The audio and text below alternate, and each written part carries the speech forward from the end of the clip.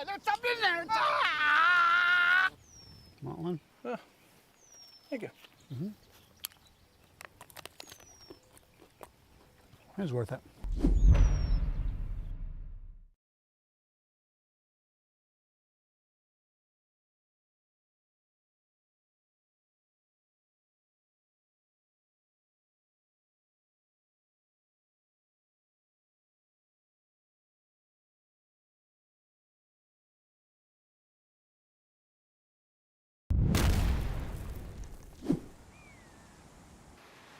Oh man, this is incredible. Oh, wow.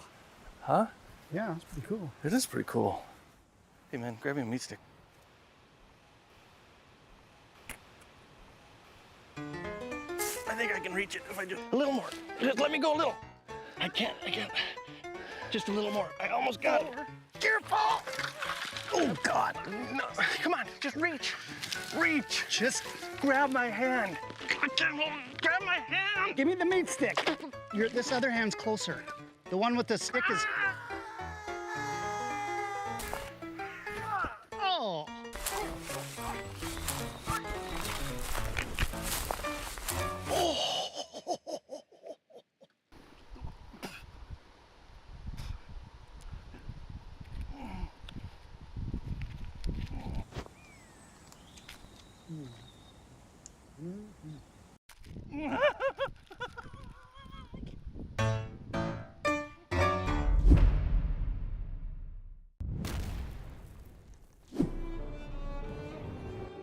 What am I supposed to say? It doesn't matter. He's dead. He ain't listening to you anyway. I'm hungry. No. Put it away. I can't put it. Oh, crap. Just reach in. You gotta pull it. Just grab it. Just take it out of his hand. What do you mean you can't? He won't let go. What do you mean he won't let go? He's dead. Help me. Get in there. No, just hold on. Make him let go of it.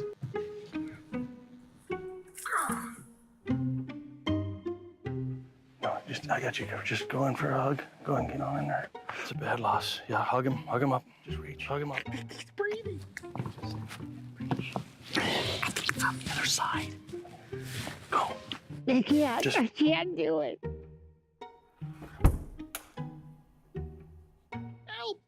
Help me, Lord. Help me get over this loss. I can't breathe. Hey, I can't breathe. I'm so upset. I can't breathe. Stop. You knock on wood so they go to heaven. It's like a lucky. Hey, get the stick. Yeah. Hey, did you get the meat stick? Yeah, I got it. Hey, just hold tight for a second. They're moving the casket. Just hold tight. Yeah, that's no worries. I got it. Oh, what an awesome day for a pump, dude. Yeah, I gotta take it easy. Doc says if I exert myself, I will die. You overexert yourself, you will die. I'll tell you what, you finish the workout, all these could be yours. That looks good. A little bit of honey ham for the ham. Get after it, and that's your, nope, get after it, and that's your treat. Hey, do the exercise, do the work, then you get the reward. That's how this works, man. You gotta give it max effort, maximum effort. That's what I'm talking about, baby. Big hams. Make it work, those hams. Work 'em. Putting in the work. Yeah, baby. Yes. Dude, this is a spicy workout. Gotta make it worth it. Building the beef and bringing home the bacon, baby. I'm loving it. Teriyaki is just about within your reach. Come on, get you some. Come on. Ooh, ooh. Maximum effort. Maximum effort. You're there. You're almost there.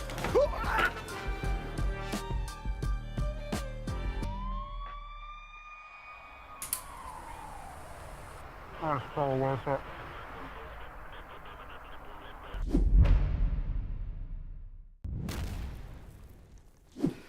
What do you make of this up here? Just showed up in the yard a couple days Is a ago. dog been digging in there? I don't think so, dude. That goes way down in there. Seriously, did you just lose your meat stick? Yeah.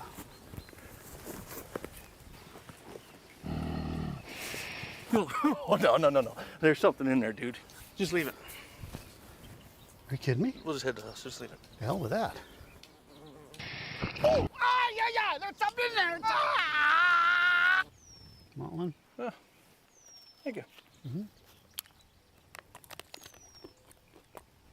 It was worth it.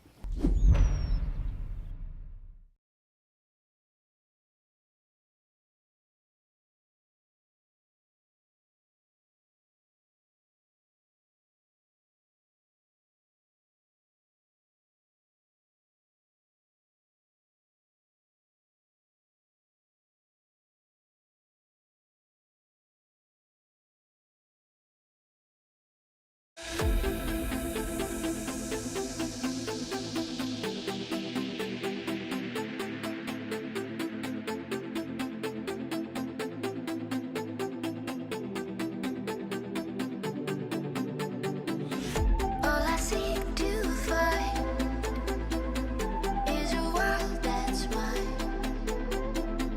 Need a place to hide. Will you free my mind? Following the light of a world that's blind. In your eyes I see there's a place for me.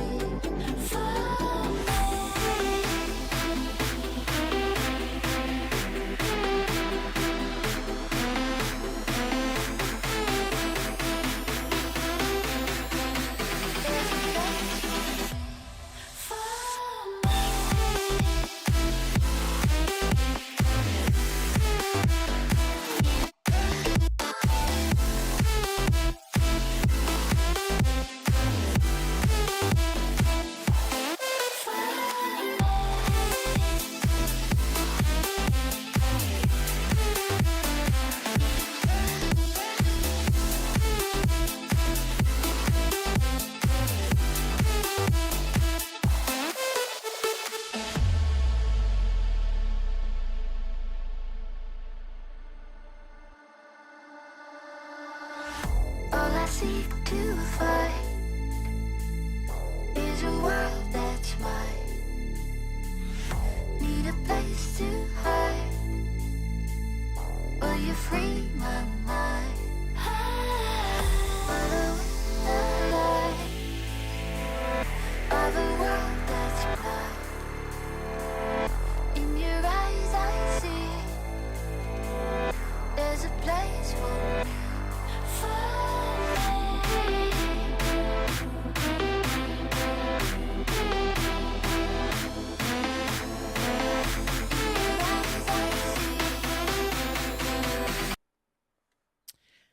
Hello and welcome everybody to the grand finals of the NECC Division 1 Marvel Rivals Summer Tournament Showdown. My name is Shibby. I'll be your host, and I'm joined by some lovely, devilishly handsome gentlemen, Vaudable and Keg. Yeah, you guys, as we'll be breaking down.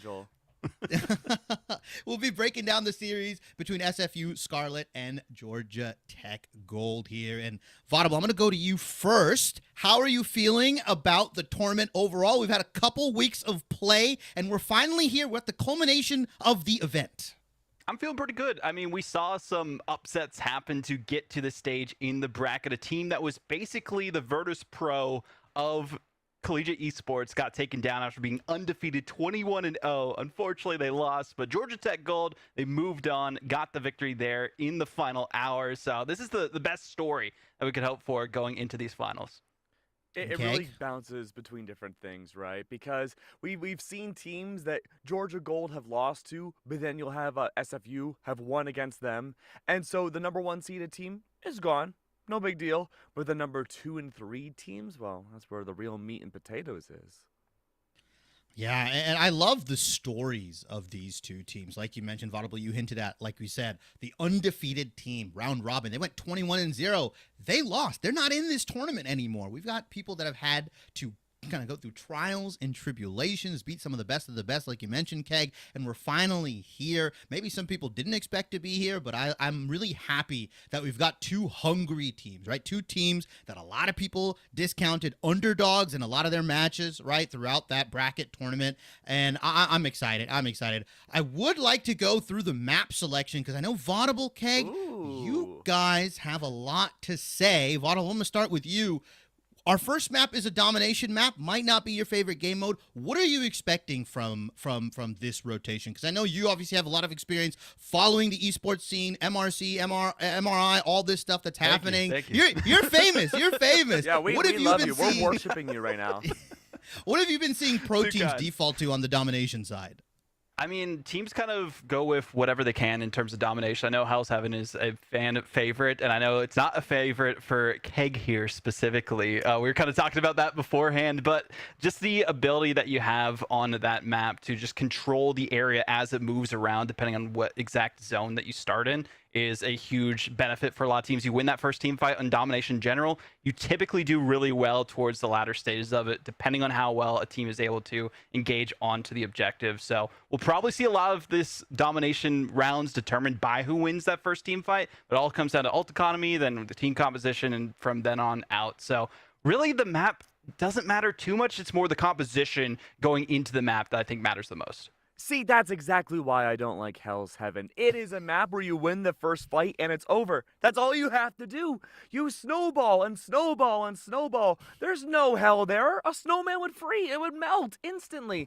But here's the thing, right? Facts. You control just that one area of the domination point. That's not how Hell's Heaven works. That's how domination works. But you always push up and push up and push up. You're practically in the losing team's initial spawn, and there's no chance of them coming it back unless they dump all 6 ultimates, and then it's just a giant pendulum swing.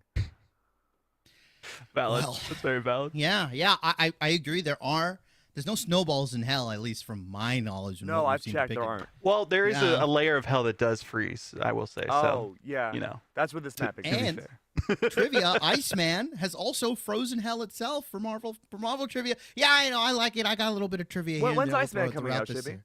I don't know.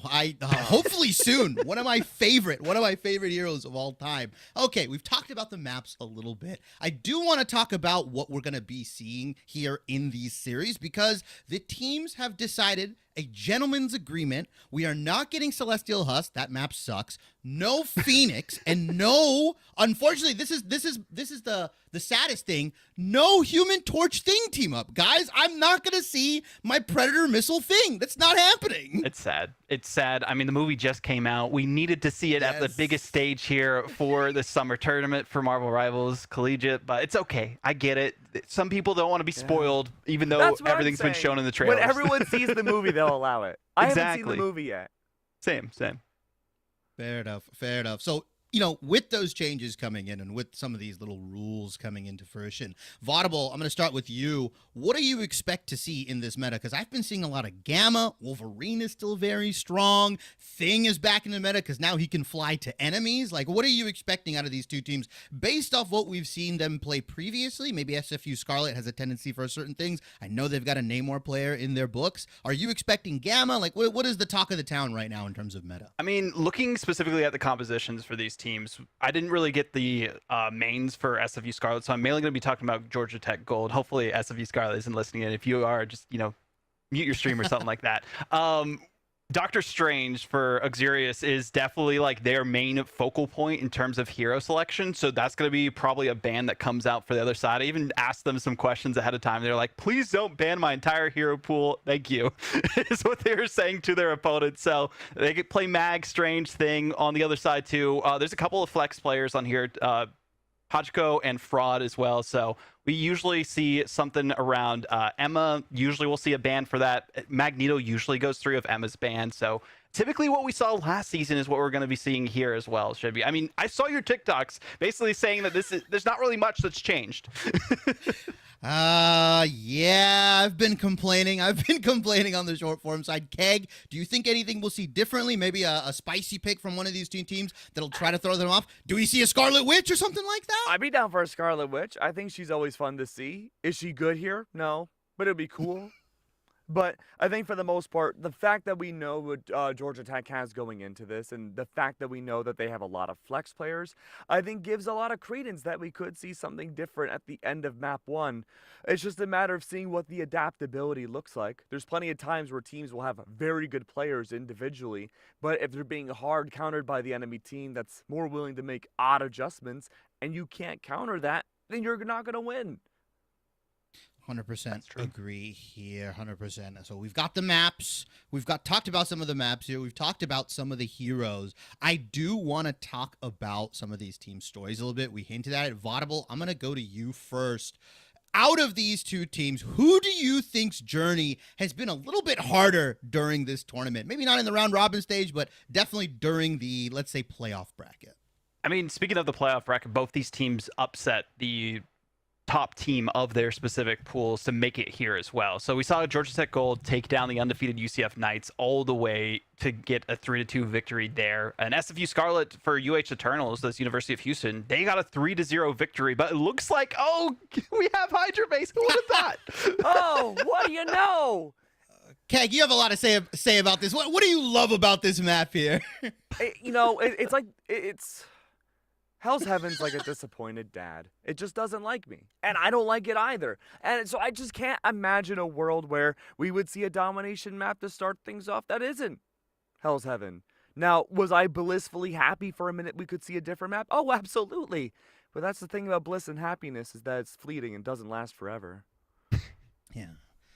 Now that we've got Hell's Heaven, the compositions I've been seeing on this map particularly, I have been seeing a lot of Gamma. There's a lot of high ground you can abuse. There's a lot of levels to this map.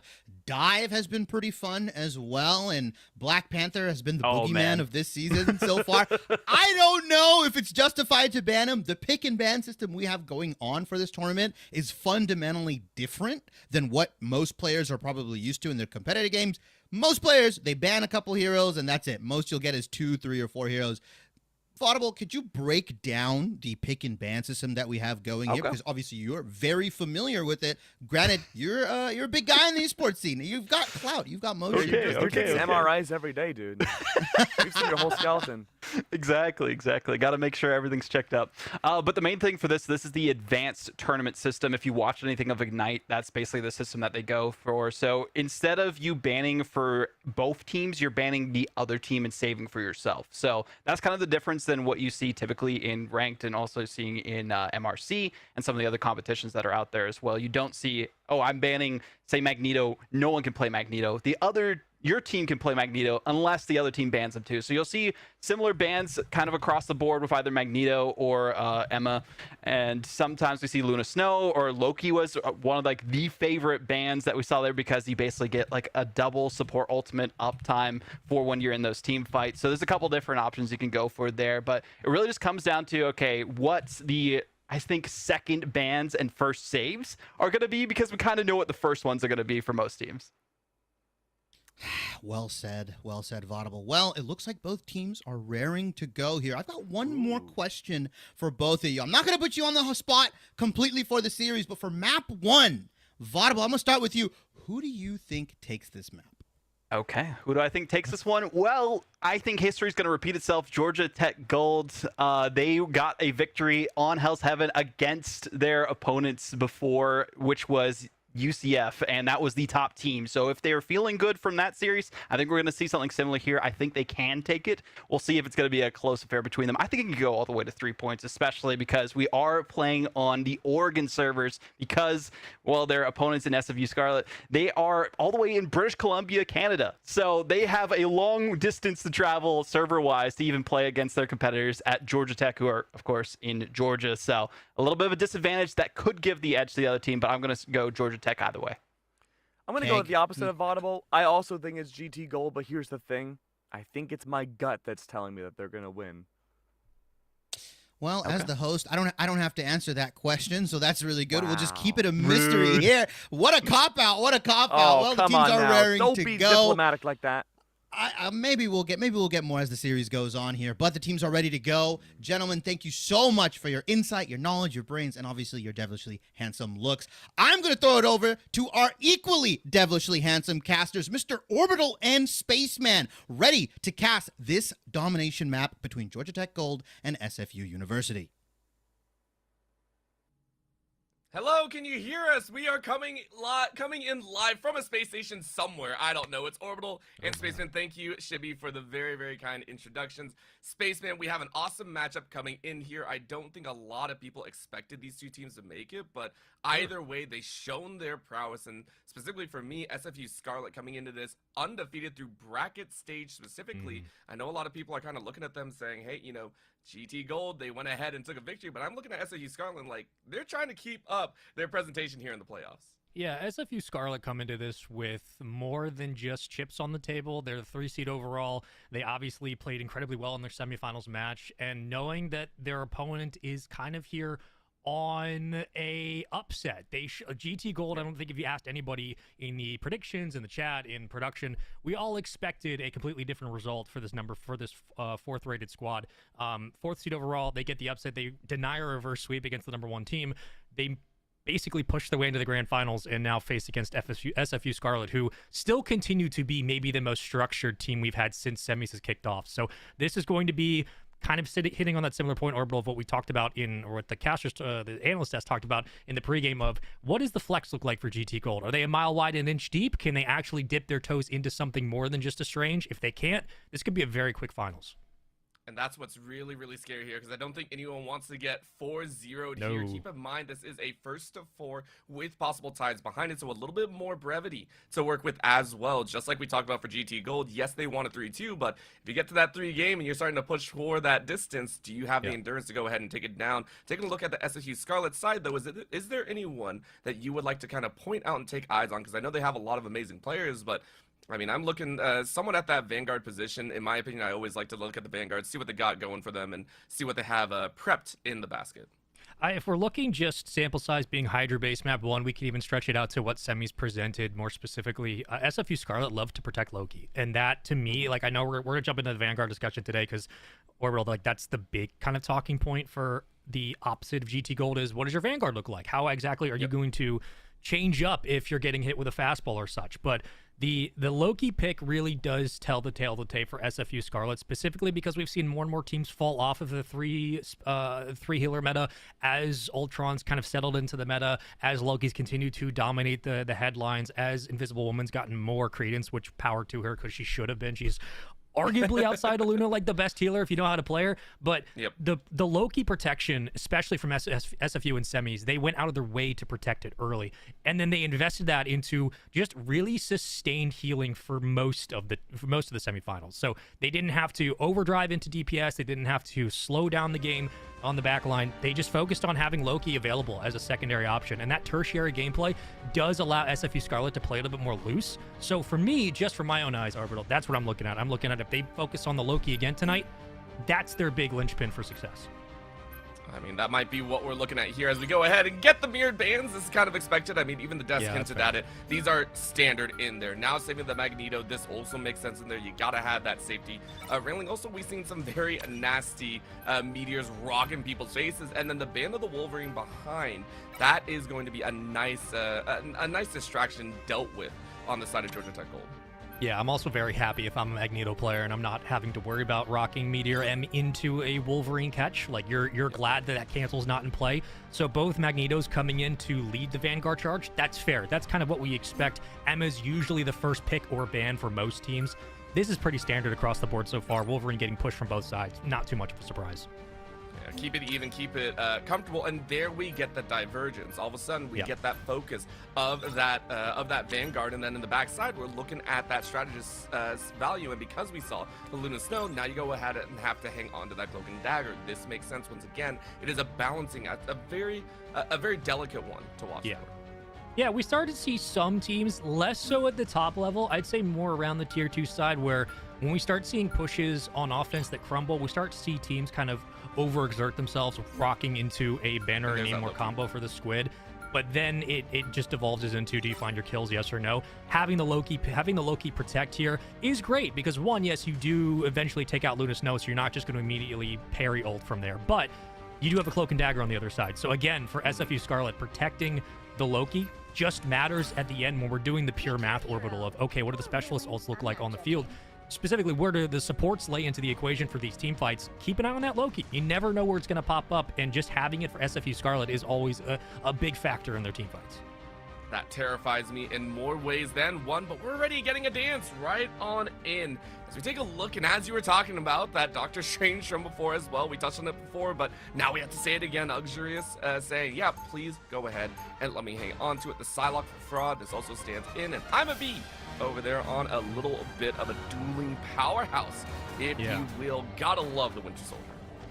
Yeah, I was really hoping we wouldn't see a thing. I know people love running the thing on this map. I understand why, but you don't get a lot of cover. You don't get a lot of shield, especially against hit scans like Punisher, who continues to be maybe the best hit scan along with Hela. So nice to see that at least for now, the tanks are going to stay relatively dive and midline heavy. You're looking at Strange, and on the other side for SFU Scarlet, we're going to stick with Cap. I think that's fair if you're trying to put pressure specifically on Rocket, who's gotten a bit of a nerf as of late, and if you're trying to keep your Psylocke at bay and keep some of those engagements more focused, more vertical into the point, that's fair. I think that Cap is a great choice for that. So I'm interested to see how SFU Scarlet will be able to adapt mid-game once they eventually get to point, and what Georgia Tech will be able to do jumping into their bag and how deep they can actually go. I mean, they're already pulling out maybe a little bit of uniqueness, but a nice little flavor. Game Ninja actually running with that Storm, trying to get a little bit of that AoE and work their way in. You can go ahead and see the Captain America, as you were talking about a little bit here. Ong just saying, please give me a moment. But a nice little bottleneck here by SFU Scarlet to start things off. Side angle for Fraud, dancing in the middle. She was checking a little bit to see who was standing in from Ong, taking a lot of that front right now. Team as well kind of folding on into this battle, but I'm a Beast starts things off with Rocket number 1. Fraud goes down as well. So GPS off the table to start things off with SFU Scarlet and Georgia Tech. They're still trying to find the momentum. And Cap is just really trying to focus on Invisible Woman because she's playing patty cake with Cloak and Dagger, and that's that kind of healing 1-2 that can keep a dive at bay for long. But if you're not able to prioritize on those opening heals, this is where dives get dangerous. Now you can take Cryo back onto the Strange. We're going to get the immediate investment early. Strange will go ahead and try to block up, but this is a very quick investment from Luna. I mean, again, Dance of Both Worlds really only matters if you have a follow-up light from Strange. You do, and now you can start to freeze everybody on the point, and this is where you just let all of your DPS go crazy. Oh, easily as well. SFU Scarlet not ready for that punch, and then they say, yes, we actually are, because that is our motive. Very quick 2-piece. Georgia Tech lost. They're going to have to regroup here as SFU Scarlet go ahead and take point 1. And look, the damage output that you get out of Invisible Woman can rival some of the DPSs on the lower side for most teams. So you'd be liking to see a Bolt World stay sort of at the midline, being able to push out a tank if it gets too close, like the Captain America. I would be looking for that push and pull on for E to be more of a priority going into this next team fight.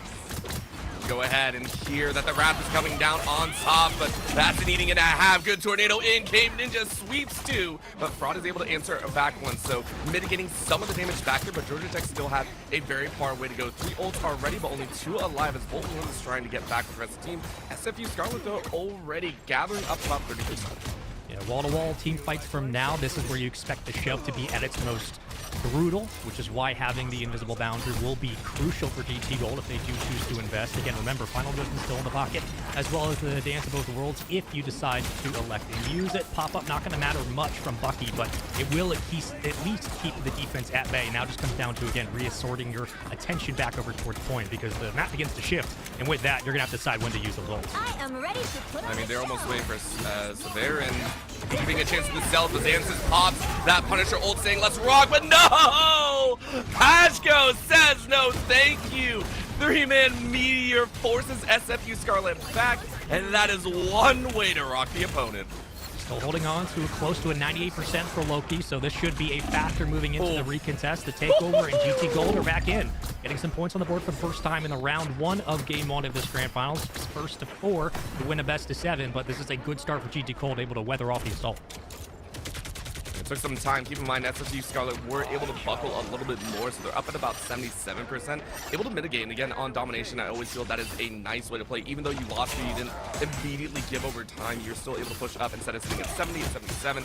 You can do a little bit of breath to work with. At the same time, though, building up that timer. Icy Surfer and Buns ready to go with their ultimates. You got 60 and 70 from multiple other members, so it's SFU Scarlet able to play. Georgia Tech might be in for a little bit of shock, but they're sitting with 5 ults. ready to go if they can. So they're insane. Let's go ahead and bring that cloak in shadow around. SFU Scarlet, we're not ready, and Ong, Xances, Buns, as well as Icy Server and Game Ninja all fall to the shadows. Georgia Tech Gold get a near team wipe. Yeah, this doesn't hurt SFU Scarlet too much. It does, again, kind of draw the game out, the round out, I should say, but they were really keeping eyes on Punisher. They were kind of ult charging for the last 30 or so seconds, so now you should see the investment fully, and you're going to see the scout on the back end. It is Psylocke who's going to have to make the most out of this play here on low health. Will dip out of dodge, using the butterfly dance, and will be able to get caught inside of the Captain America 1v1. It doesn't really do much, though. She does get caught, and with that, now you can spread, and your dive can do what they do best. Oh, and not only that, the annihilation of Fraud, who has proven to be a fraud, now opens up for Game Ninja yet again. Remember the last time that we had the storm brought about. You don't push as far as you wish, waiting for the rest of the team to join on in. Georgia Tech go ahead and crest over the 77%, sitting at 80. So right now it's SFU Scarlet. They're ready to push. Xances opens up with a punishing spray, wiping out 3. Luxurious falls as the eye is lost, and Georgia Tech Gold lose a point. Yeah, as long as you just keep Punisher with a back pocket or just extra health with having Magneto shield, that's how you clear point. Now it just comes down to the final hold, right? We're waiting for the Strange to pop the portal. Where will it happen? Potentially behind the Punisher. Should be getting this call momentarily, and there they do. That's a nice read as well. Xances falling back to the rest of the team, making sure to not get caught unawares. Sets up the turret as well, and this positioning might be perfect again. You know where they're filtering in from. Severin, though, waiting for an opportunity. Hold down a little bit of song, and they do, putting Vashko right into the mix. That's going to be a very nice meteor straight to the face, though, which opens the stage for Scarlet yet again. Another meteor right back, though, as Vashko says, I can do it one time better, but the damage has already been done. Ong with the Captain America chases on in as we're sitting at OT. Icy Surfer rocks Fraud out of here, which means a majority share of GT Gold are all hoping to get back up. But I don't think it's going to work, as Busy Bee says thank you very much. Round 1 going SFU Scarlet's way. Honestly, like, the longer these fights run out, the longer you're looking at SFU being able to kind of push that snowball downhill, not to throw back to what we talked about pregame of Hell's Haven being an entirely different map. But, like, in a funny sense, it really does feel like SFU Scarlet have just timed their ults a little bit better. They were really focusing on keeping Punisher up to the very end of that third team fight. Once they get the investment, they push with Magneto shield. They then get everybody onto the point. They play a lot of one-on-ones, one-on-twos, and they can just kind of pick you apart with that hit scan. That's where this team really stands out in the semifinals against GT Gold. They can go head-to-head with these team fights, but again, we're talking about dipping into the bag and showing that in crunch time, can you prioritize both the support on the backline and the dive tank? GT Gold had did it in the opening wave. Following, they just weren't able to get it done, and SFU Scarlet took advantage, and when it came down to a 98-94 game, SFU Scarlet just kind of played the math there and win it outright. And honestly, they're still sitting with a couple ults ready to go as well. You're looking at Game Ninja and Ong. You can get off to a very fast-paced start. Busy Bee even getting a little bit of freedom with the Jeff for the moment, but only for a small bit. Just to give a little touch of healing as they swap back over to the Luna Snow for the right call. Georgia Tech, though, go ahead and sprint their way on. Low ground for them, high ground for Scarlet. CU opens up first. The shots actually work quite well. I'm a B laying in for a lot of extra damage. Has a couple ults ready to go as well. Fraud dancing the same. So maybe we're going to see a little bit of a flyer, but Severin waiting. Luxurious taken very, very low, but barely topped up by the rest of the team. SFU Scarlet, though, punching on down to the lower ground, ready to force the rest of Georgia Tech Gold out of the way. Fraud trying to hang on to the top side. Wow. Fortunately, there's only so much that you can do because Game Ninja wanders right into the choke point and wipes out 5. That was almost a really, really bad setup from GT Gold. They put a lot of priority over onto Magneto. You had a Strange versus Magneto 1v1 up top that only worked out for Magneto because the extra heals were able to kick in last minute. But once you fall back and you get bunched up on point, that was just timing down at the end for SFU Scarlet. They had the ult. They knew where everybody was. I mean, that's a easy investment, low risk, high reward play that always is going to pay off if you get them bunched up. And now you get to punish them with the Punisher turret. And this is where things get a little bit dangerous.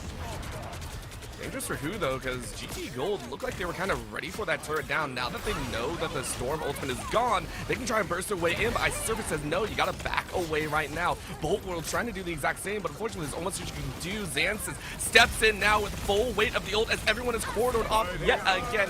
full annihilation, though, as that is going to be the Eye of Agamotto being used. I think only 2 were trapped, though. So Georgia Tech Gold don't get as much as they wish out of that one. Everyone kind of expended here as On gets ready to run through the enemy backline. And Zuri is trying to stay alive here. Once again, getting a lot of healing for the rest of the team as SFU Scarlet are continuing to hold the line. They're sitting at about 57%.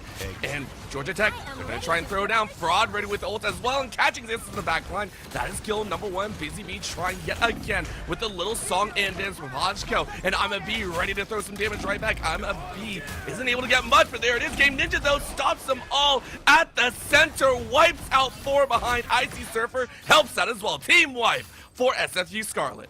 Everybody drops. That is a very, very crucial round for SFU Scarlet. You're talking about a prolonged team fight with 3 different investments from 3 different ults.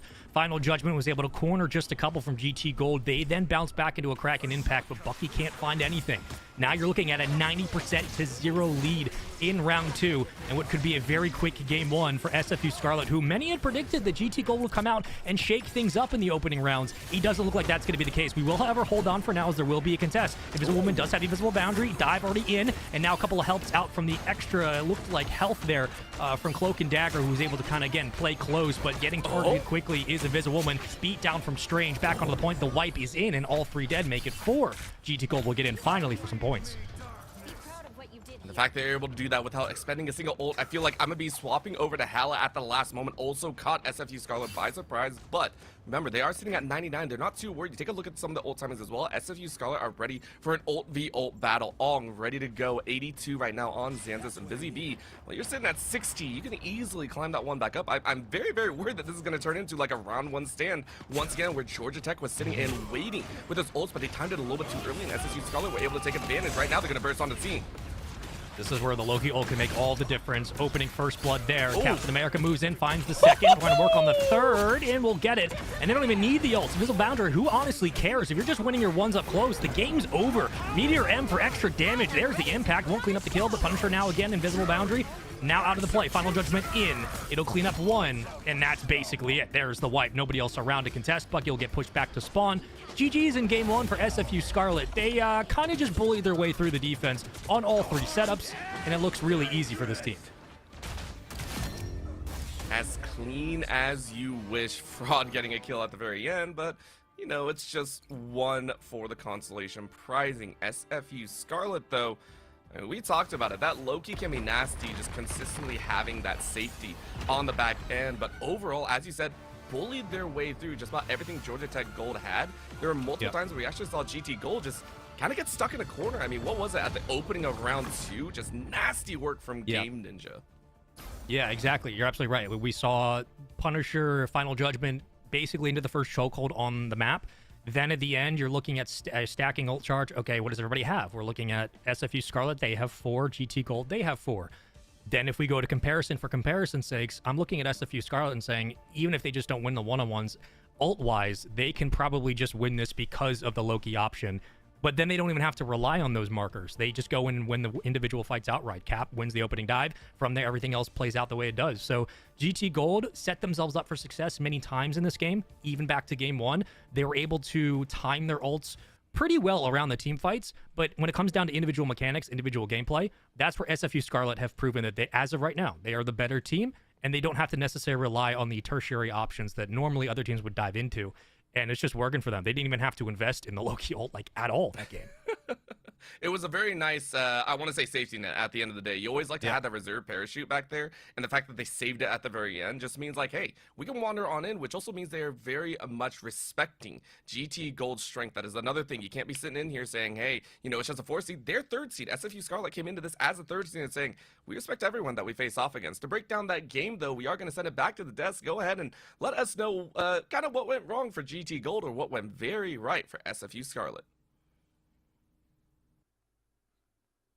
Welcome back, everybody. Gentlemen, a quick 2-0 on the domination map here. I've got my notes. Let me see if you guys agree. I feel like the big linchpin for SFU Scarlet was the fact that they both had Loki and Luna Snow available to them. I know they talked about maybe Loki not needing to use the ults, but he's got lamps, he's got clones. I mean, Vaughn will break it down because it felt like SFU Scarlet were outvaluing them at every single fight.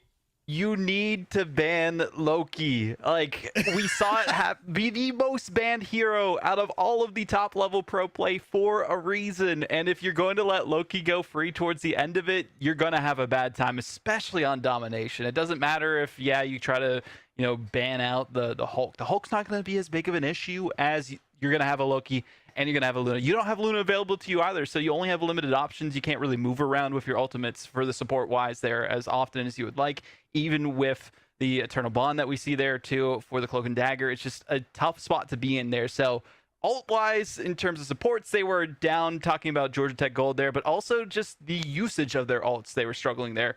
Didn't really have the best timing for when they were trying to use their ultimates, but also they were playing against Punisher, didn't have Punisher themselves. They had a Bucky instead, so they're getting destroyed and eliminated, and then they were getting dived by the Captain America, and they were getting out-ulted. It was just a bad time.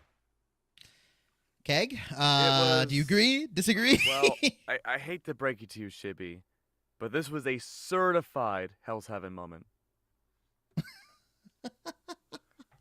Look, the pendulum swings, the ult dumpage everywhere, 6 ults versus 6 ults. Oh, who would have seen that one coming? Definitely not me.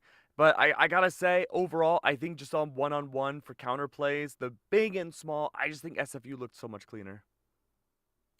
Yeah, I think sloppiness is definitely kind of one of the words I would use for Georgia Tech Gold. Their ult usage, we saw fraud. I'm gonna call you out. Son. I saw you panic ult, a little bit into the Captain America. We saw the moment. That kind of stuff, that might be nerves. It's your grand finals. I get it. But that stuff needs to tighten up, in my opinion, when you're facing off against a team like SFU, who followed the book, right? Emma banned, Wolverine banned, Luna, Loki. They banned every, pretty much OP hero in competitive, like you mentioned, Vaudable. They pretty much opened up an MRI or MRC stream, and they went, you know what? What are the top teams? What's 100 Thieves banning? What's Virtus Pro ban? What are these guys banning? Oh, that should be it. That's really what they did, no?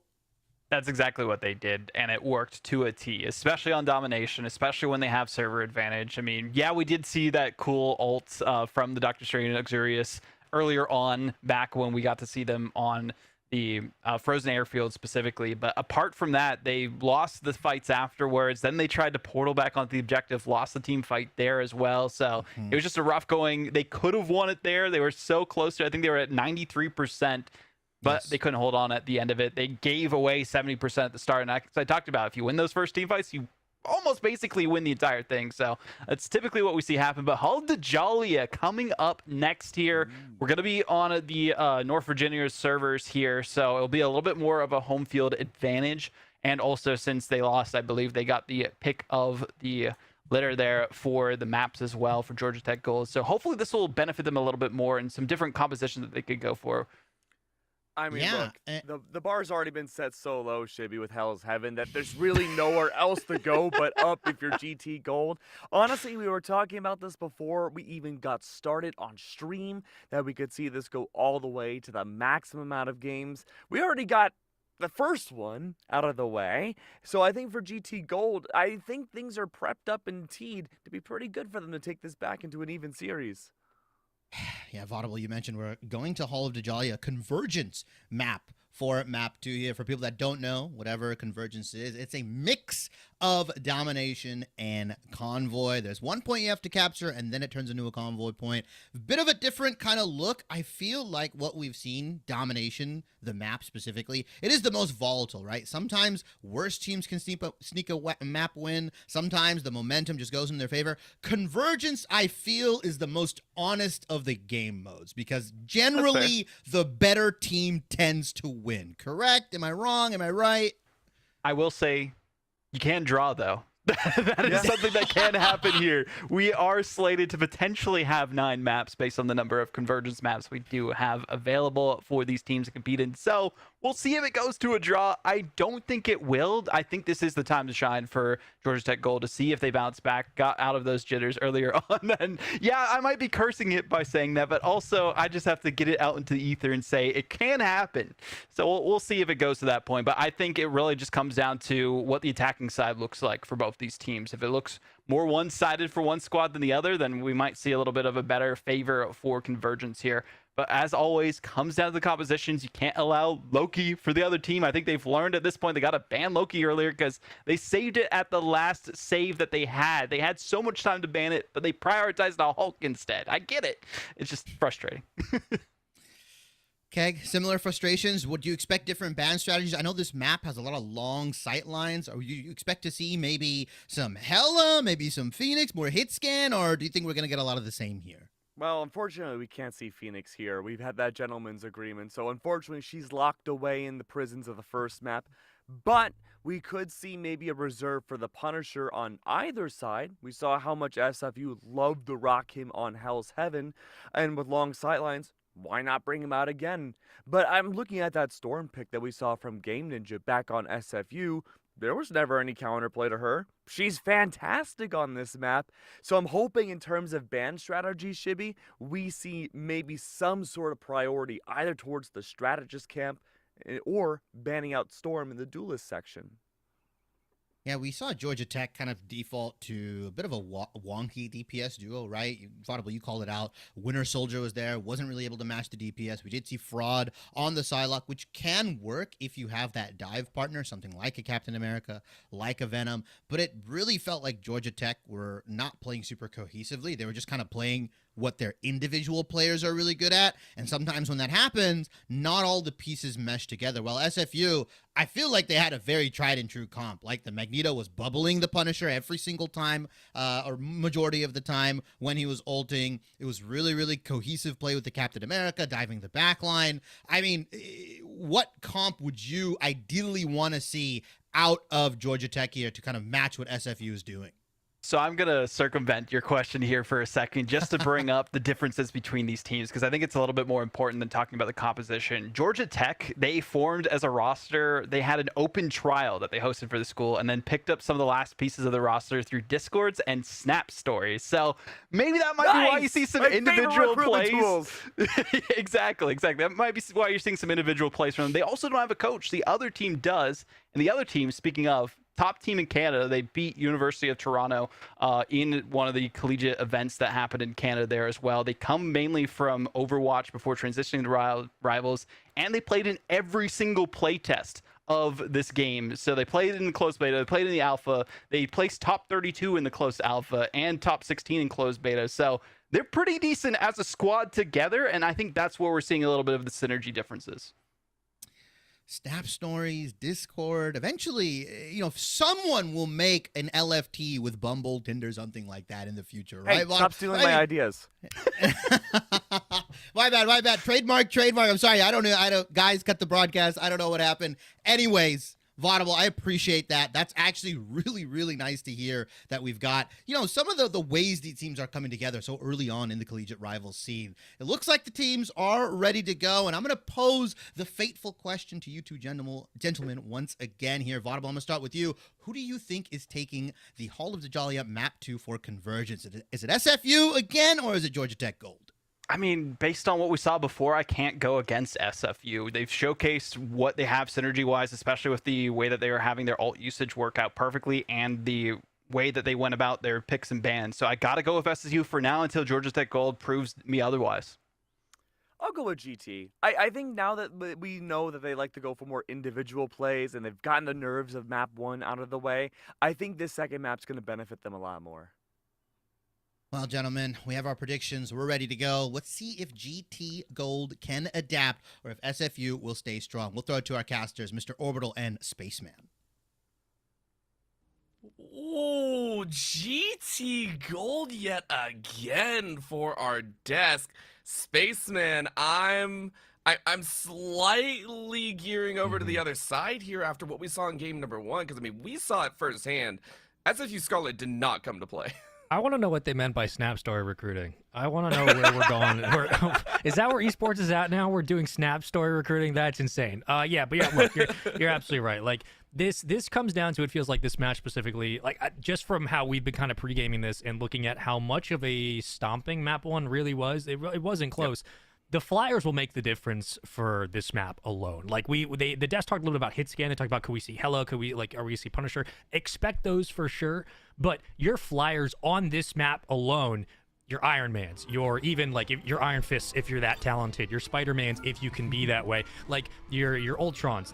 The flyers on this map could make the difference given the lines of sight you have available to you. Yes, you're worried about a lot of the Jeff Pings. Yes, you're worried about a lot of the opening grabs that you get from a Wolverine. But this is where this map Orbital, like, I'm looking at who we banning and protecting in terms of the flyer category, because if SFU Scarlet are smart, I'm pulling out an Iron Man on DPS and I am causing problems for that backline all day, every day on this map. No question. I would agree with that, but the interesting thing is SSU Scarlet actually gave a lot of respect over to Fraud, saying actually the Psylocke, we just don't want it to go into their hands, which is a little bit of a bounce earlier from the, I believe it was an Emma Frost. Both teams obviously decided to lock that one in. Either way, the Magneto was such a powerful tool in both teams' hands. Yeah. So moving to the second phase, there is that Loki ban on one side. Luna Snow still in there, meaning SSU Scarlet can have a chance at saving that Loki, but they don't need to. They go ahead and make the Cloak and Dagger work well. Yeah, the Luna still being available, Loki's going to get banned as well. I mean, I think that's a great call. This we expected, I think. Yeah, like the desk touched on it, and GT just doing homework by showing up on the play. Like, Loki's got to go, even if it's not that big of an impact. The threat of the parity is way too much. But look, the fate of both worlds at this point in this stage of Marvel Rivals has just been spam and cluster, and that's how a lot of teams work through it. Eventually, you're hoping that you get a pick on the back line.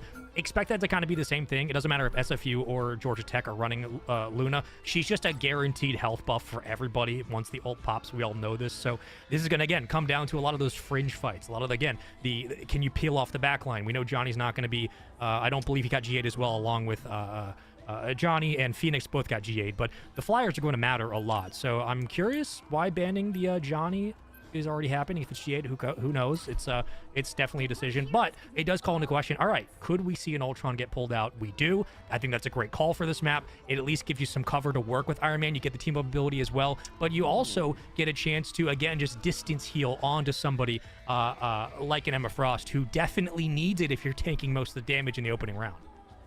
Well, not just that, they're also flying for a 3-2-1, which is interesting. There's that possibility of the Iron Man that you were talking about before on Game Ninja, who, in my opinion, had some of the most impactful moments as well in game number 1, was constantly looking for that right moment for that ability to just shut people down. But the Mantis for Zanzas, I mean, we've seen the Mantis rise up a little bit more, but I kind of like it. I think it's a good comp overall for SFU Scarlet. Like, it doesn't take anything away from Georgia Tech. Again, knowing that you have Penny Parker for especially the opening point, I think Penny is a great shout, especially once you start moving that payload down to the choke point into like P2 around this area. That's where having a Penny is really, really beneficial, because you can really wrap up a flyer like Iron Man and keep them from just nuking the zone or beaming into your tank. I think that's a really great comp for Georgia Tech. But again, when I just look at kind of the idea, the game plan that SFU Scarlet are going for, it's clear as much damage output as possible in the early round, distract the front line with Captain America, and then allow members like your Emma Frost or your Cloak and Dagger to suck away the life of Georgia Tech once they try to regroup as a team. I like that's the best way to put it, as right now a little bit of life is being shoved away from the high ground. I love this Ong saying, hey, we're going to go ahead and just deal with you right now. But in the face of the Flyers, Game Ninja starting things off strong. Vapajko swapping over to a little bit extra in the back pocket with that. Hella said, no more Vanguard for me. I'm going to bring the duel to you. SFU Scarlet getting rocked right now as 2 are lost to the fray. Georgia Tech Gold starting things off very, very strong and already at about 60%. Yeah, double Vanguard and a beautiful shove. Hyper aggressive from Georgia Tech. And you know what? Changing the pace is always a good way to reset this series after game 1. It was close. A couple of team fights that just straight up they lose outright, not just in timing, but also mechanics. Changing it up with 2 tanks and kind of forcing your way through the point, now allowing yourself to dip into the bag that they've clearly been working towards on the pick and bans. I think that's a great way to start game 2. All of a sudden, that reversal we were talking, they were talking about on the desk, giving a lot to GT Gold. Strong start here, but let's see if they can do a little bit more. Right now, the outside fight, though, as Ong is getting stuck a little bit between a rock and a hard place, just dueling it out right now with Pajko, which is actually putting Buns in a really rough spot, about half HP, trying to hold off a lot of members on their own as that frontline tank. And just got a little bit on that load, but the convoy is still moving forward. Pachko, though, finds Buns. Really great shot here as GT Gold are finding their moments. Fraud even helps out as Captain America goes down.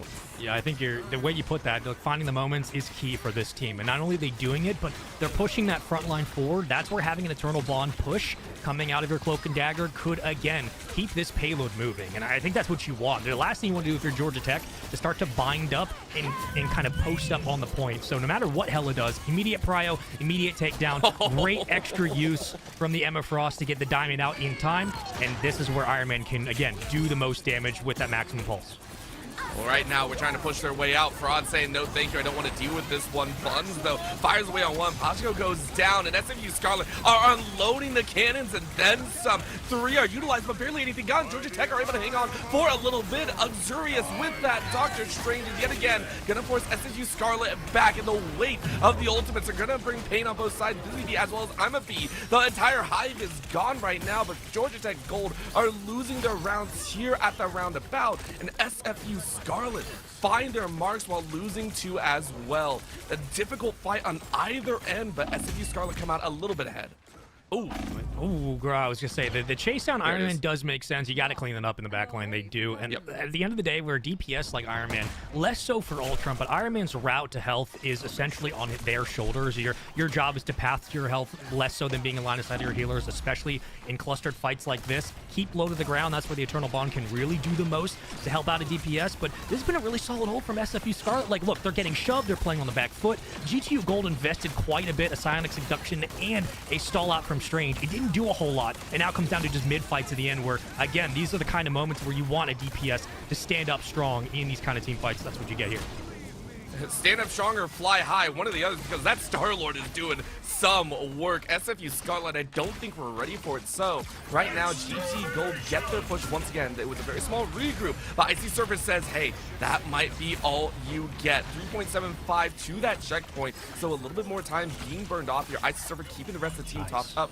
But GT Gold gonna kind of regroup here. Buns goes down. That might be the pick to have. I'm a B saying I'm a Sting if I can. Huge. Fraud follows up as well as SFU Scarlet perfectly play this chokehold. Ong tries to rush on forward, but the ult only works if you got teammates behind. Xanth is gonna try to do the exact same to hold on here. They're gonna try and bluster their way through these revive, and GT Gold doing what they can. There goes the song and dance. Paco right into the back mix with the Star-Lord, as these are 3 ults being dumped in, 3 more in the chamber to go if they so wish. SFU Scarlet currently getting bounded each time, but they are holding so dang strong. They've burned off almost 50 seconds right now, but there go the death.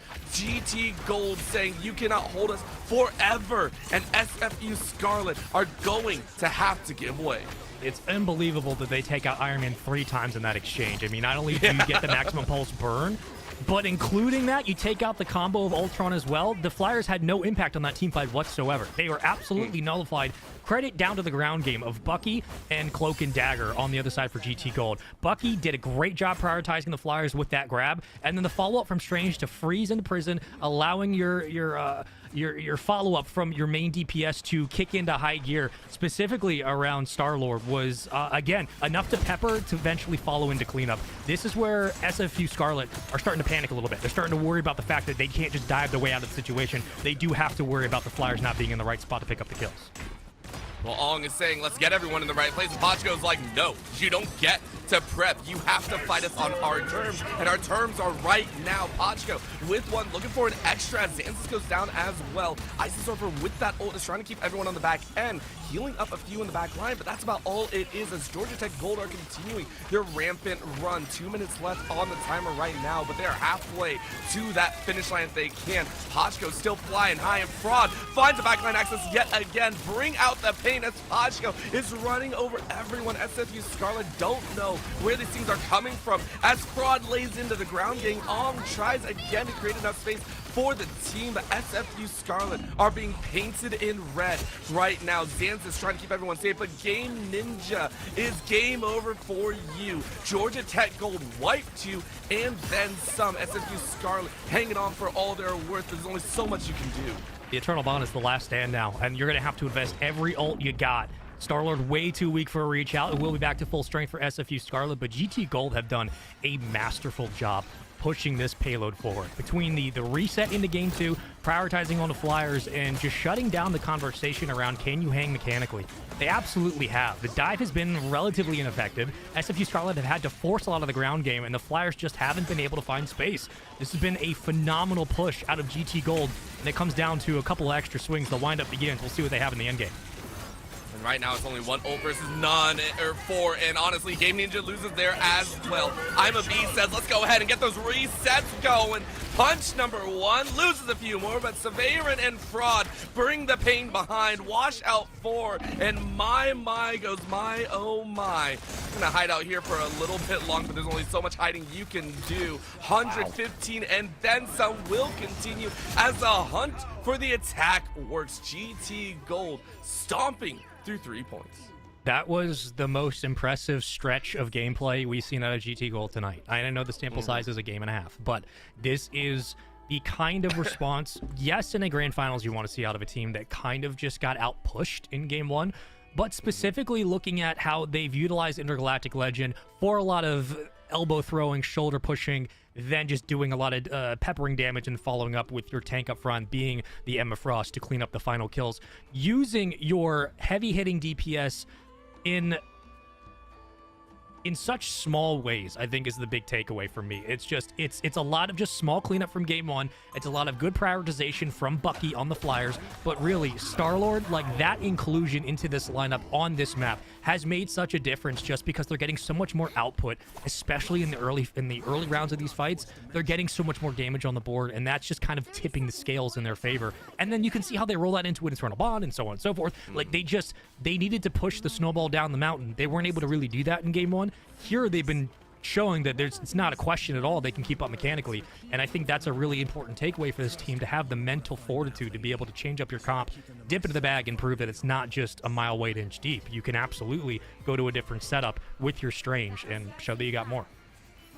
You can see, for what it's worth, GT Gold, everyone getting a piece of the action. Yes, it was Pochko sitting at 24, but a majority share of the members were 18, 20, 21 kills. Everyone getting in on the mix. That's what SFU Scarlet are going to try and do for their own. A couple swap outs here. Xanthus over to the Namor, and then My over to the Hulk. We know what a Hulk can do, but how much pain are actually going to bring out at the end, of bringing out the girls as well, with Emma Frost as well as the invisible woman. I'm going to taste her all it's worth if they can. High ground battle to start things off, though, as GT Gold. And let's bring that pain around real quick. Don't let anyone touch that point. Well, that's fair. Like, both offenses favoring the two Vanguards split for the opening push. I think that's just going to be given at this point. So going for the Hulk and Namor combo, the Squids still give you just a little bit of something, but specifically Hulk and Emma Frost, you're going to pull a lot of attention away from Star-Lord and from Bucky, and having the freeze on Hulk, that Gamma Stun, can be so effective against a player like Bucky. It really does kind of dictate the mid-game and how you're able to create space, but this push from the backline is just absolutely disgusting. Make that 3 in a row. That is a full wipe. GT Gold are on a tear. I think Pochko has something to say from game number 1. That Star-Lord is wrecking shop, and SFU Scarlet just seemed baffled. I'm wondering how they even allowed that to happen. I feel like after that defense, they should know that Pochko was running rampant with that pick, and yet they just kind of allow it to fly steady and build up a lot of speed. Now, you take a look at the ult economy difference, and Georgia Tech Gold are ready for the first fight. Xanthus even getting picked a little bit here as Pochko just chases on in and forces Xanthus back again. No setup for them. Yeah, it's a really nice disengage. The last thing you want to do is overextend. Again, even poking just for a little affords you the real estate to get that information. Now you're going to take isolation onto Namor. I think that's the right call. Immediately gets him out of the play. Hulk now becomes a liability up close. Invisible boundary will be out onto the point. Bucky can get careful. Does get caught in the corner, and Eternal Bond will try to slow down the rest of this hit. And it just doesn't look like it's going to make much of a difference. No, it's not. Busy Bee even trying to do some work in the back, but it's just denied as the Surfer went down a little bit too fast, and Georgia Tech Gold are sitting on top of this point. Quick grab and toss. Bun's trying to make some magic happen, but I'm a Bee is still untouched, as that's a double for them so far. Fraud following up, but I'm a Bee says, no, it's all mine. Let me go ahead and find My, who is trying to run away, and there's no way Baby Hulk is going to be able to do anything. Quickly snapped it out of their form, and Georgia Tech Gold yet again win another convincing fight. Did you just call Bruce Banner Baby Hulk? Yes, That's amazing. absolutely. that's amazing. I love that. That's the only way I know him by. That's so good. I mean, look, the Hulk is great, again, for tone setting. It's great for kind of shoving point and soaking up 30k damage. That's usually how I've been playing. I love it.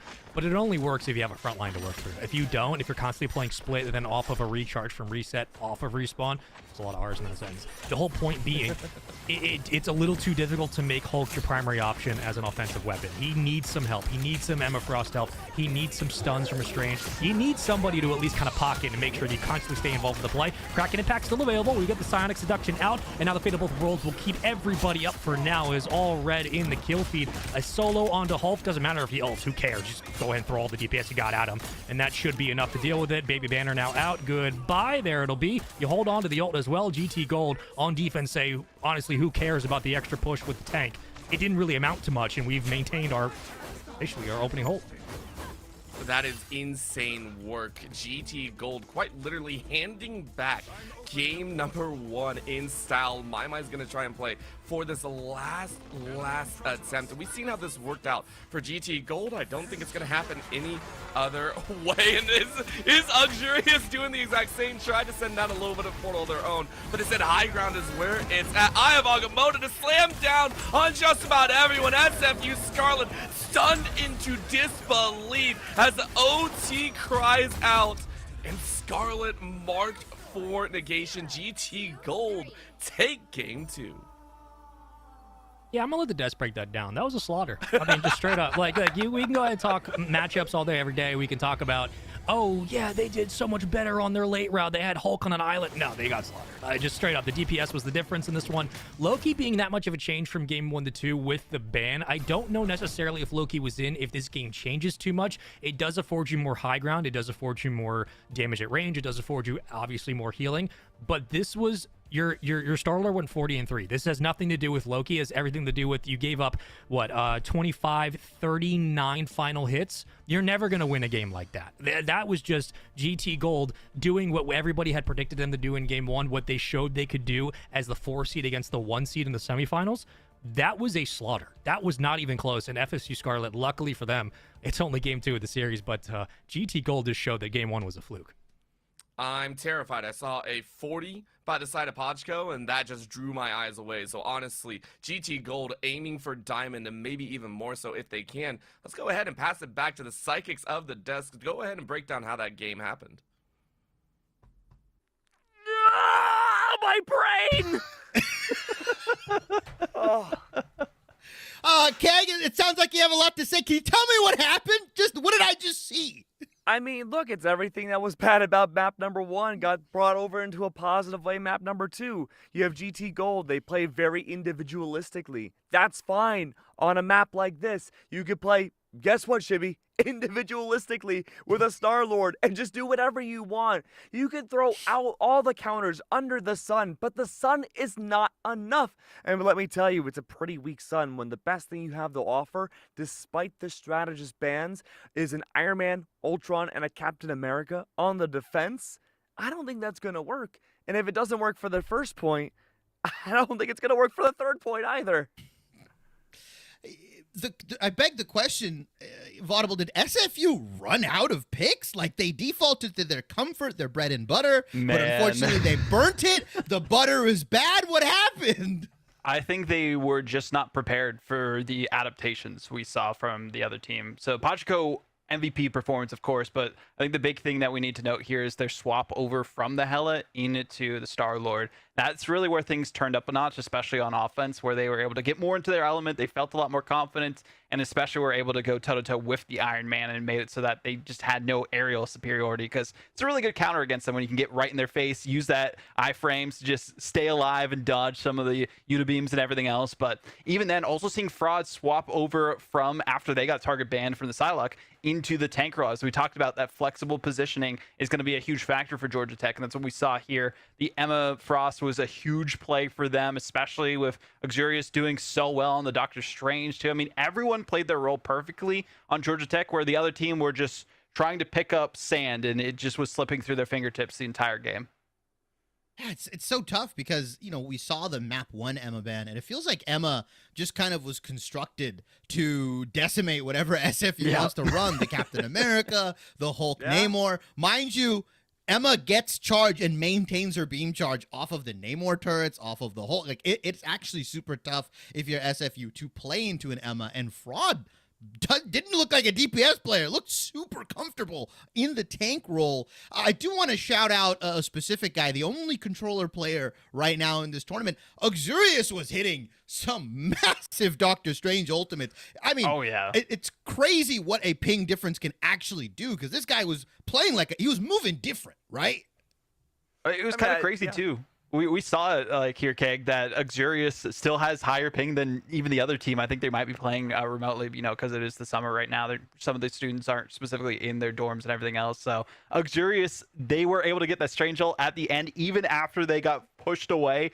And then we saw the Kraken impact too. The combinations were just beautiful from that too. How much ping are we talking, though, as a difference? Because we've been mentioning how we're switching servers a lot. How much is it really? I mean, he was on 140 in the last one and was on 80 this time. So I think that's a decent difference. How many seconds is that? Like half a second at most? I don't know. I think it was a map diff. It could be a map diff. It could be. I think it was also comp diff. It might have been a player diff. I saw somebody drop a 40 bomb, and that doesn't normally happen. So, I mean, just insane play from GT Gold. Now that we've, done our domination map, we've gone through convergence, now we're going to be going to a pure payload map. So there is no convergence. There's no point here. I'm very interested as we are getting into map 3 here. And my favorite payload map, Vaudable. We've got a lot of time. We spent many months in Yggdrasil Path. I mean, this is like the tried and true payload map here. I think it's one of the most well-designed maps because of all the different levels, the sight lines, how it changes drastically. Do you think a map like this favors somebody like GT Gold, who you just saw 3-0'd SFU on convergence?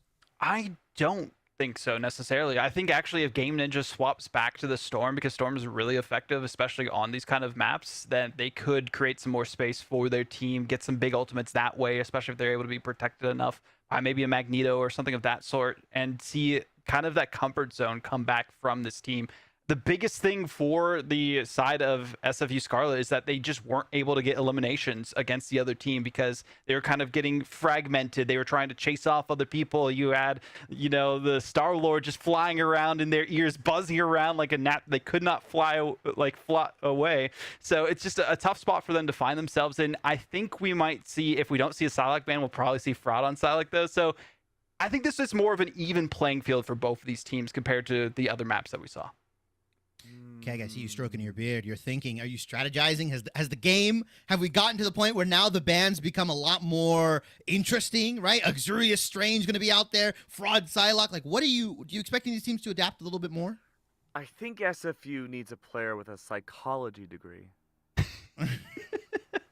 Because they did not make any big swaps at all in the last game. So why would swapping between these two maps make a difference?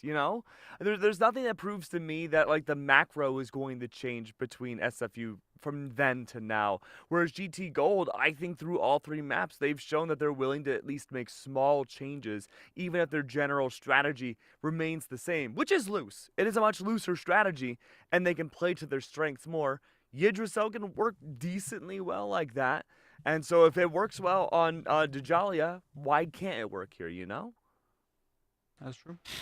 Yeah, I feel like these first two maps were a bit of a feeler for both of these teams. This is where 100%. we kind of start getting into the weeds of pick and ban, and we start metagaming. We have the own kind of in-series meta coming in, right? Where okay, do we need to ban these heroes? Do we need to ban champion specific or hero specific here? Do we need to go and kind of look at what we want to construct? Because like I mentioned, I felt like SFU were kind of defaulting to their bread and butter. We haven't actually seen everything that they're willing to pull out. But if your two best heroes, the Hulk and the Namor, just aren't getting it done, I know that their DPS players can do work. I know that SFU have some very flexible teammates, but sometimes you might just be stretched too thin, I feel.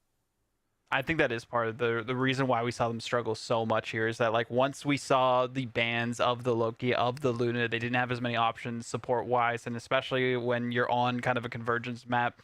Invisible Woman is effective in certain chokeholds, but not when the payload's constantly moving like that, right? Instead, having that Luna Snow, I think, really benefited the side of GT Gold as much more so than we saw the support line of the other team. So again, as always, it's really just going to come down to the picks and bans phase for these teams and where the adaptations are there. I think the Psylocke ban, and you mentioned this, Keg, was kind of a waste from the last one. I'm going to fit in one last point before we swap. So hold on a sec. I want to say that if your whole strategy, your contingency on winning is based on 2 strategists not being banned, that doesn't scream a lot of confidence to me in your team.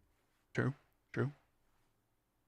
Yeah, well, we'll see if maybe SFU could save the Loki, could save the Luna, or maybe they got something else up their sleeve that they've been waiting to pull out in the grand finals. Gentlemen, I'm going to ask you guys the same question I'm going to ask you throughout the day. Vaudable, who do you think is taking the Yggdrasil payload map today? Your predictions have been interesting. Right now. I'm over 2. I mean, like every time, usually when I do predictions, it's the other team that wins. So based on my calculations, looking at all the different timelines, the one correct answer I have is going to be SFU Scarlet. We'll see if the ping difference is enough for them to pull things out here or not. Otherwise, I think GT Gold are on pace to take it.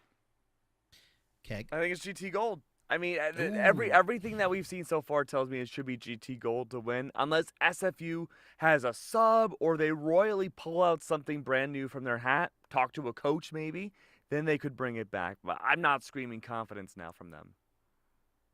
Keg has been a GT Gold believer 3 games in a row now, and so far it's kind of paid off here and there. Vaudable. Maybe sometimes we have to go with our gut. We'll see if FSU can go with their gut and see if they can stick to their guns here. But we are going to load into the match here. Yggdrasil Path Convoy. Casters, Mr. Orbital, Spaceman, take it away. I'm seeing this from space, and even I can witness the glory of both these squads, both of them taking dominance in a singular game, and not just that, in some of the most one-sided back-to-back matches. Like, this is not something that you normally see, so I love how the devs put it. GT Gold are ready to battle, and I am a little bit worried for SFU Scarlet, even though I'm a big SFU Scarlet fan. I mean, I've cast them before, but I watched them throughout the tournament. They look great, and then that looked bad. I'm a little worried for the psychological deterioration of Keg if this keeps going the way it's going. I'm a little concerned. We're gonna watch the hair just rise higher and higher. Yeah. Just somebody get a APB out on Keg real quick. But look, this is remember Orbital back in the beginning of the show, which was not that long ago. But when we were talking about GT Gold and SFU Scarlet, we said for GT Gold, I said look, the flex is going to be the big question for them. If they don't have Strange, what do they have? How deep is their bag? We take that entire combo, just flip it on its head exactly now what SFU Scarlet's dealing with. If they don't have Luna, if they don't have Loki, how deep is their bag? Where do they go from here? So this, especially Yggdrasil Path, knowing how effective a Hela can be, how effective a Loki can be on this map, this is where I'm looking like we're going to be looking at the picks and bans, of course. But yeah, like SFU Scarlet, if they've proven that they can't just play 2 Vanguard setup and now they're having to default back to what's our comfort picks, and they don't have those, if they don't have a Loki, I'm a little worried, for sure. I'm a little worried now that GT Gold have just proven that mechanically 1v1, we have a Star-Lord player. We can just outright bully you and win. That's where I'm starting to find some reservations for sure. So this is going to be a big map for momentum, let alone the fact that this series depends on it. And the fact that Des even pointed out that, hey, we're not too sure about that Psylocke ban, well, SFU Scarlet just say we really don't want that Psylocke, which... in this case as well, might just free up that Star-Lord once again that you were literally just talking about, which everyone has their eyes on there. I mean, Pochko just made it look like a menace. The saves of the Emma Frost on either side and the save of the Luna Snow as well leads me to believe a little bit of safety is built in once again, but Georgia Tech still saying, hey, look, if you're going to leave it open for us to ban out, we're just going to do it. So far, it's gone. SFU Scarlet will not have it for a second game in a row. GT Gold, though, saying, what do we want to save? I'm sure there's a lot of availability, but... I mean, you go ahead and save that Cloak and Dagger if you so wish. Yeah, the save for SFU Scarlet on Luna that's modus operandi from here on out. Like, you have to have her if you don't have the Loki. Magneto getting out, I think, is actually an interesting one for SFU Scarlet, because again, for both teams, they're going to be relying on either Strange or Emma Frost. That's going to be the call. I'd expect for the opening push to be Emma Frost, especially for that first payload on this map. It's Emma Frost usually using the shove, and Magneto is actually great for the shove as well, but since him being out, expect the Strange to maybe kick in towards the third set of that payload push when we're kind of reaching the end game. But this is going to be a very, very big question mark for SFU Scarlet going in. Specifically, how does their defense look once they get on that side? Because if they just can't slow down the DPS from Georgia Tech, we're looking at a very similar situation to Game 2 Orbital. We're looking at another instance where Bajako is going to drop 30 plus, and you're going to have to deal with that DPS, especially on that backline where your supports, like an Icy Surfer, are only doing so much to keep Emma Frost up and ready. You can't... Invisible Woman is not always great at healing herself as an Invisible Woman player. She's not always the best, so that's going to be an immediate prio for SFU Scarlet. They have to keep Icy Server up involved for most of this game. If they don't, Bajako's going to have a field day. Yeah, Pajko has been on one, and I'm just terrified, which is why I'm actually really, really excited. We actually saw this in game number 1. Game Ninja is actually back on the duelist here and went straight to that Storm, another high flyer that we mentioned, may be able to actually aggressively attack Pajko's side. Do you think that's actually going to be enough, especially here on this convoy? I think it's enough, but I don't know if it completely changes the script for the game. Right? What is this? It just... Okay, you know what? Black Widow early, I don't hate it actually at all, because you immediately can try to snipe Storm out. You get an immediate counter onto DPS of Punisher. The Black Widow, that's a confidence pick though. Like, most people don't usually run the Black Widow. They eventually switch, as we've seen, but I don't also hate it. If GT Gold want to switch up and go crazy, go nuts, but it's going to come down to straight up DPS and hit scan to begin, and I wouldn't expect anything different. Yeah, I know I cut you off about Game Ninja, even though I brought that up. I didn't know what that was. You got me. I'm like, what is happening? We'll go ahead and see, though, because I'm a B is like, yo, I'm also a DPS. Pajko is actually swapped off to the Punisher as well, and it feels like we're once again watching GT Gold run rampant. That's a snipe out of Mai, who swapped over to the Doctor Strange. Pajko finally goes down, but feels like the damage is already done. We're about halfway, 3/4 of the way to checkpoint 1, and I'm a B is still running absolutely rampant. It's not a full team light. It is scattered falls. SFU Scarlet staggering. And solo damage from your Punisher on a straight line of sight is going to be really tough on this map, because you get caught in chokehold so quickly. The portal in, final judgment, first Punisher up. Fate of Both Worlds Dance now out, will get caught and able to split some of the numbers, but does get immediately pulled into the chaos. Visible boundary will shut down what would have been the final bit of damage from that Punisher, and now again Storm will get invested. This is where things just get a little too dicey. Got to make sure you clean up the final kills. Oh, and I love that call. SFU Scarlet balanced perfectly and actually draw GT Gold. About 5 ultimates right there. And, I mean, I'm a B was a one to hang on to, but man, what a much-needed win for SFU Scarlet. They hold at about 1.75 meters, so still showing that they have that fight in them, but can they do it again? And they do break the chokehold, and I think that's also just really important. Like, they're getting bunched back towards that back spawn.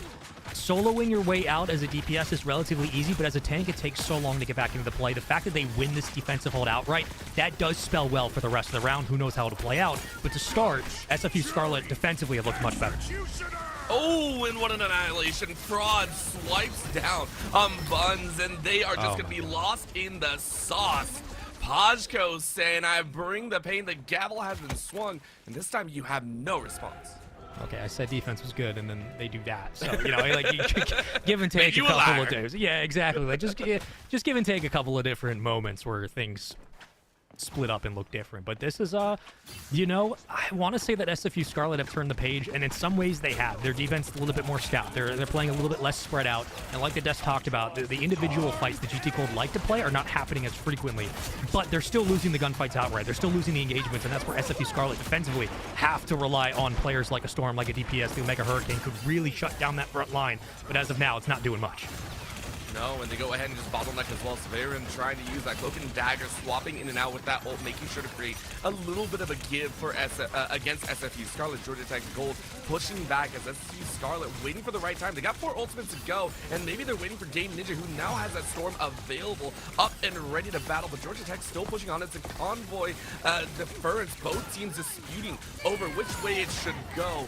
And they're hanging on. Fraud once again popping up and open, brings out the ult first. Is there going to be a response? response. SFU Scarlet don't even need to bring the ult. Instead, they straight up DPS check.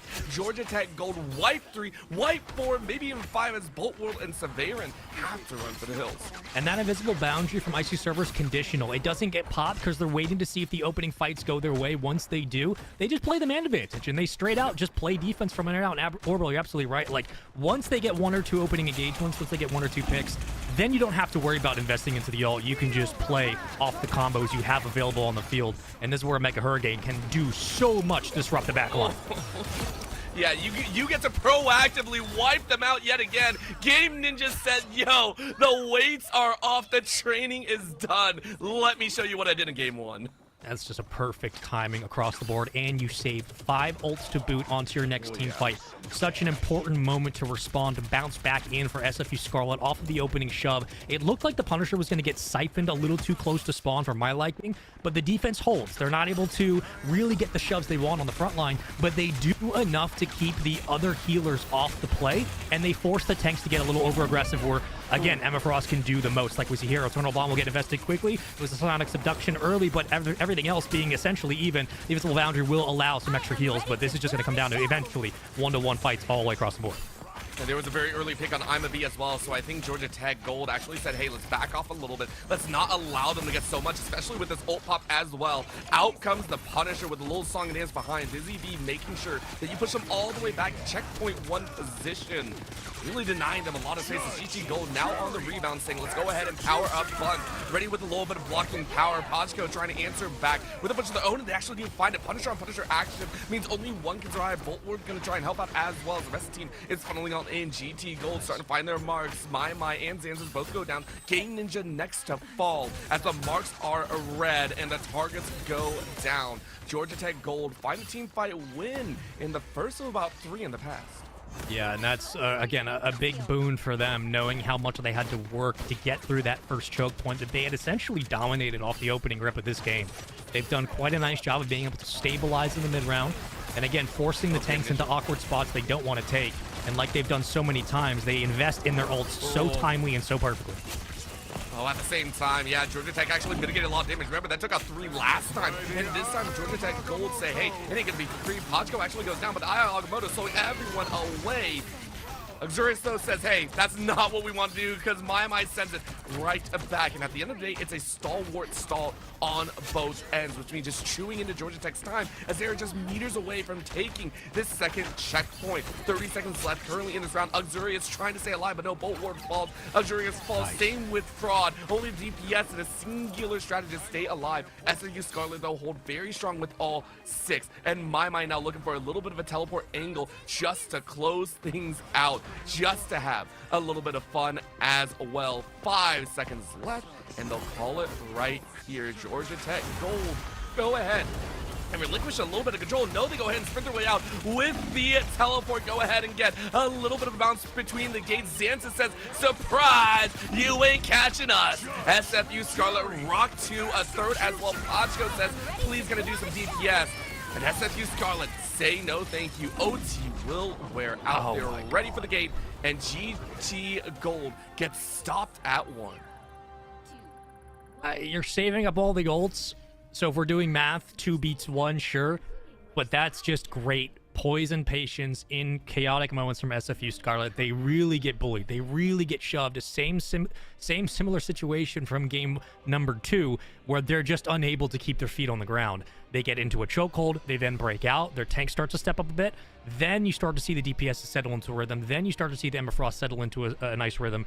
SFU Scarlet not only did a great job holding onto their ults to the very end, even recognizing that the Strange Portal is going to be an immediate contest like it always is, but they did such a great job of pulling the opposing tank out of position and forcing the tanks to kind of overextend into the fight. And once that happens, once you take down the Strange, that shield does so much to protect everybody else. Like, at the end of the day, Strange's shield outside of the Phoenix ult that essentially just EMPs it, the Strange shield blocks everything. That's what it's supposed to do, and that's what the best players have been able to do as the game's evolved, is just protect their teammates, even your backline healers.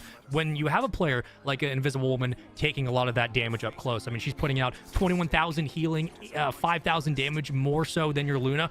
That's where Invisible Woman makes a lot of her differences, is in those small margins. Once the Strange is out of the play, everybody else's equation gets messed up, because that Strange is so reliant, the team, I should say, is so reliant on that Strange shield. That's just moments where SFU Scarlet, once they realized they had a weak point they could attack, they attacked it. They did such a great job of keeping all their ults invested, and from there you see the result. It was just a very clean second half of that round, I should say, from SFU Scarlet. That was a very sad Punisher, by the way. Everyone else around the corner, so Georgia Tech are like, that's not exactly what we wanted. SFU Scarlet, though, saying, hey, we are ready to battle as well. Or maybe I got that flipped either way. Busy Bee says, I am very busy right now. We want on the defense, but we want the aggression on the attack as well. And they do find it. Azurius and Fraud both fall in a matter of seconds with a very, very quick push. And remember, SFU Scarlet only need to get to just before checkpoint 2, and they're ready to rush for 1. The same checkpoint and same chokehold that we saw back in round 1 of this map. So if you are GT Gold, you're not panicking at all. You will invest in the portal quickly, but you will also immediately take attention away from Punisher. And this is where, again, if you're Strange, your job is just to pull the eyes of that Emma Frost away from your healers and keep everything in front of the payload. It doesn't matter if Storm's set up behind the arc. It doesn't matter if Strange can invest the portal. Keep the Emma Frost away from your front line, and this win is absolutely doable. Game Ninja is stacking up right now, about 90% on their own buns, though. Getting rocked a little bit. Pajko and Severin, we're ready to go, though. Bring out the cloak, bring out the dagger, bring out the pain, bring out the bullets, bring out everything to sink SFU Scarlet right back to their own spawn. Beautifully done by GT Gold. Invest a lot early, still get a benefit from it. We'll hold off spawn just for everybody to get back to full strength, but this is another strong showing from GT Gold. Again, defensively, weren't too worried about what this squad would bring to the table. Was more curious about what SFU Scarlet would do to change the passage they had in game number 2. Their defense just was brittle, to say the least. This time, a little bit more bendy, doesn't break. Their offense, however, same kind of result that we saw back in game 1 originally in Domination. They're very team-focused heavy, very team fight-oriented. We'll see if they invest some of their ults here. Well, they invest the one that matters the most as Game Ninja yet again finds a chokehold, finds a spree, and aces Georgia Tech Gold in a matter of seconds. Is that the second time we've seen the Hurricane lead to a 6K? Is that the second time in for 5 a 6K, minutes? about the 7th time for multiple. Like, it's a little too free. That scares me a little bit if I'm GT Gold. It's just a little bit too convenient for the Omega Hurricanes to clean up on low health the rest of your backline. Your backline, sure, your prioritization towards your healers maybe needs to be a little bit better, but you can't have your team sitting at that low health for the Hurricane to do that much damage.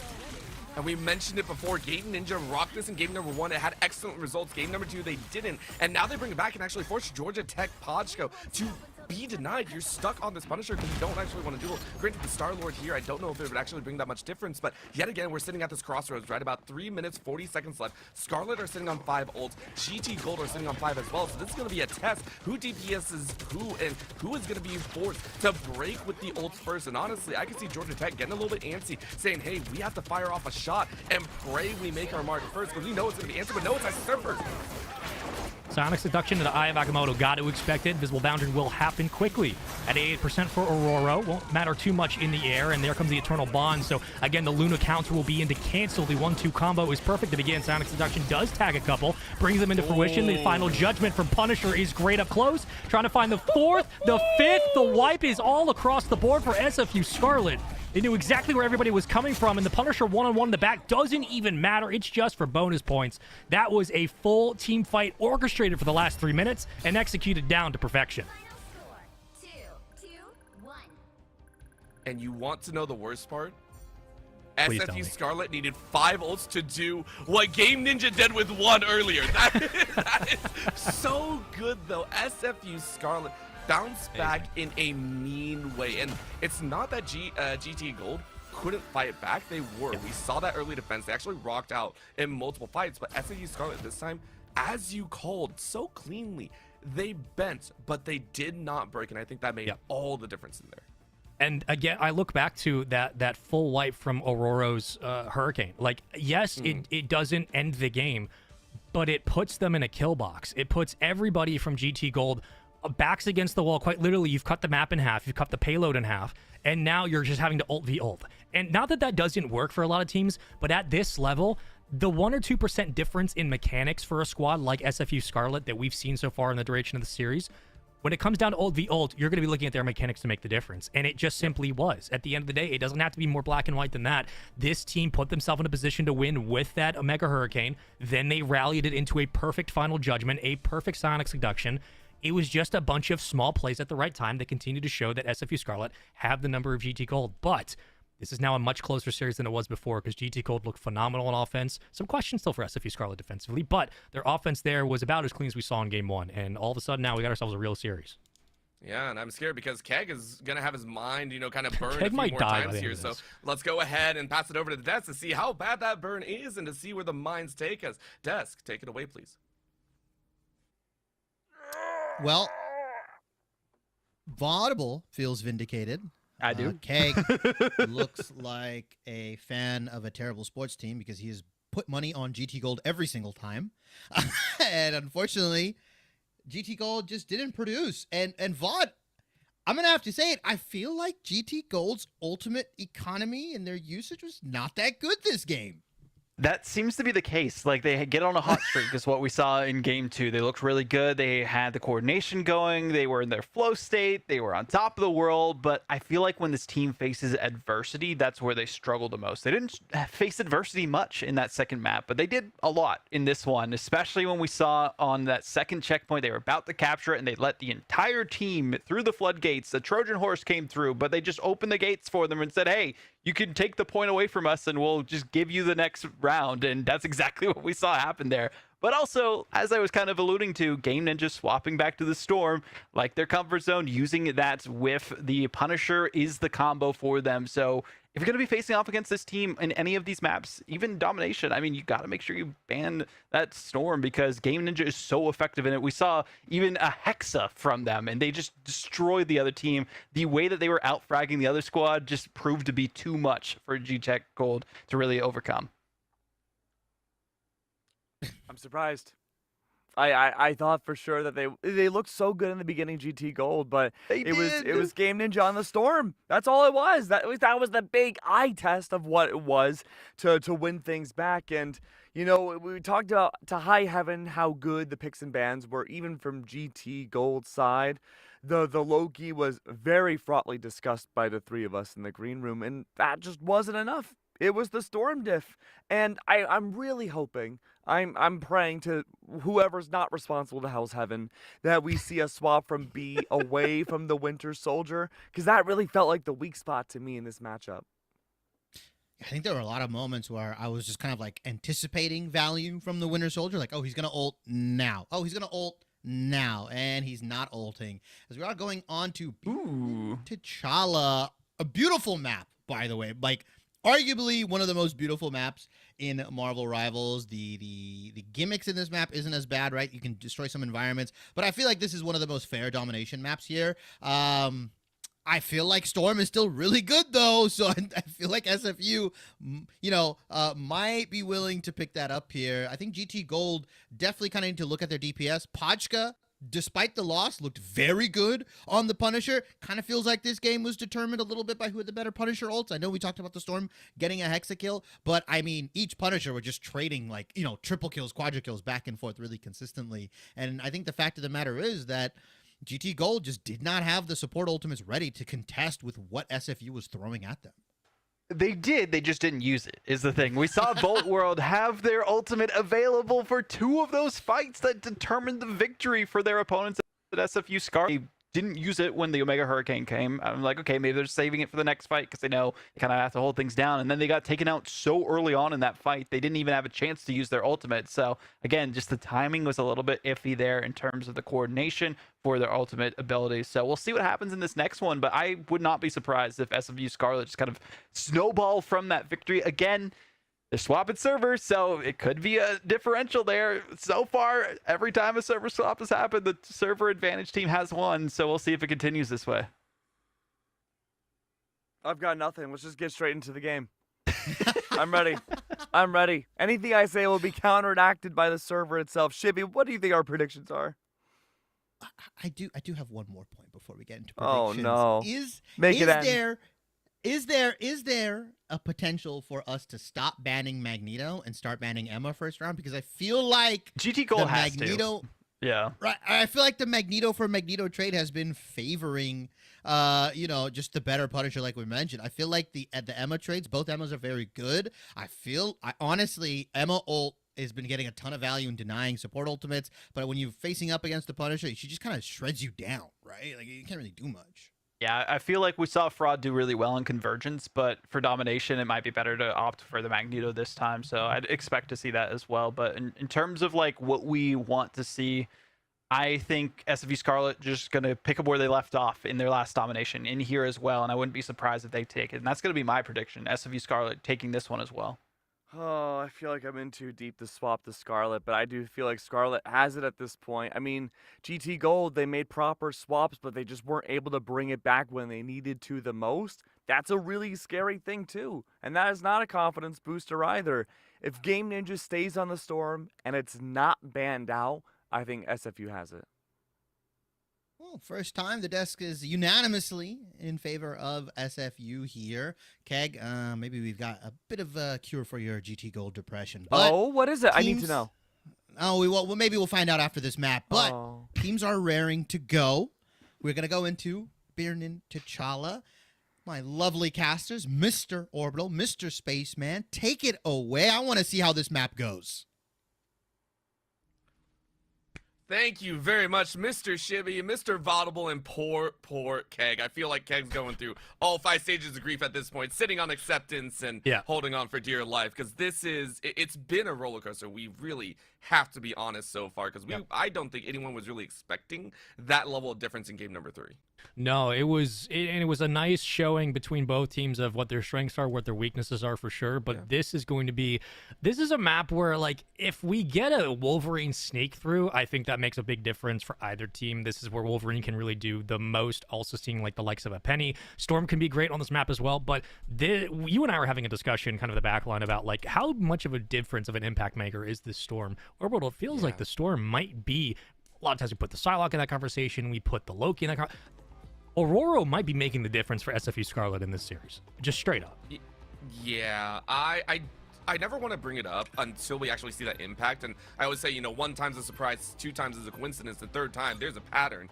And I would say actually the exact same thing on the other side when we take a look at Podchko's Star-Lord. I mean, that Star-Lord rocked, and this time around, you don't really get a hand on it, and all of a sudden we don't really see that level of expertise. And it's bringing into mind, at least at the end of the day. But we are into the picks and bans here, at least the saves and bans. Man, I have another game on my mind, but the Magneto is already banned away, just like before. Ban of that Psylocke once again, and then the save of the Emma Frost, so really no difference in there. To me, they're picks and bans forever and always. I don't care what we call them in any esport. It's always picks and bans. we could literally just like gloss over. We don't care. Yeah, I'm like, it's literally been the same for 20 years. We're killing it that anyway. But look, the fact that Wolverine gets punched out, it's not a surprise on this map alone. Wolverine is the nightmare fuel for a lot of supports. The fact that it's out is not a surprise. However, both Luna's getting cut. We'll keep maintaining our Emma Frost dominance that we've had for every single game in Marvel Rivals history, but Luna being out, you're not going to see as much spam on point late on a rotation, late on a team hit, as you'd see otherwise. So does this change up the conversation around these two teams going into this part of the series with SFU Scarlet being up 2-1? No, but it does just at least give some more credence to, okay, there's room to wiggle here if you're SFU Scarlet because they don't have Luna. How deep is their bag? I mean, that just at the end of the day, that's what kind of cost them game 2. What do they have now to counter if they don't have Luna or Loki? Yeah, I'd actually agree with that because this is probably the most diverse field of some of those, the patterns or the options that you actually have, but it's just, it's so rocky at the end of the day. It's like, do we actually want to go down this path? Do we actually want to diverge away? Because this is where our bans and saves have actually brought us. Both teams actually opting into almost a mirrored setup here. If we get that Loki at the very end, banned out here by SFU Scarlet, I'll be pleasantly surprised, I would like to say. And there it is, you go ahead and focus on that. So yeah, this is probably this is going to be the most distinct moment, I think, for everyone, for either SFU Scarlet or for GT Gold, because it is the time to get a little bit silly. And immediately we do see, okay, so this is what I was thinking, right? Podchko hovering over that Star-Lord whip, but Game Ninja going for a straight up difference, almost expecting a little bit high flyer, and Xanthus doing the exact same.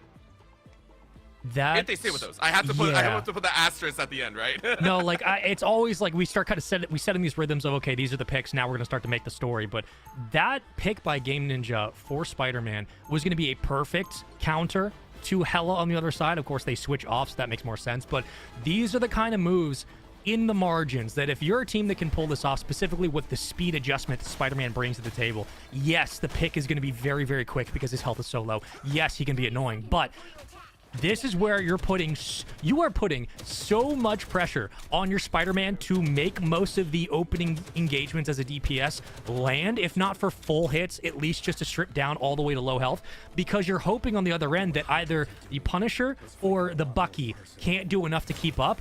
That's the adjustment. The objective for GT Gold is your other DPS. They have to isolate Spider-Man. Game Ninja could be a problem, an absolute tempo disruptor in this game number 4. And for SFU Scarlet, if that's all they need to get ahead of the series is just some more tempo, this is one hell of a way to do it.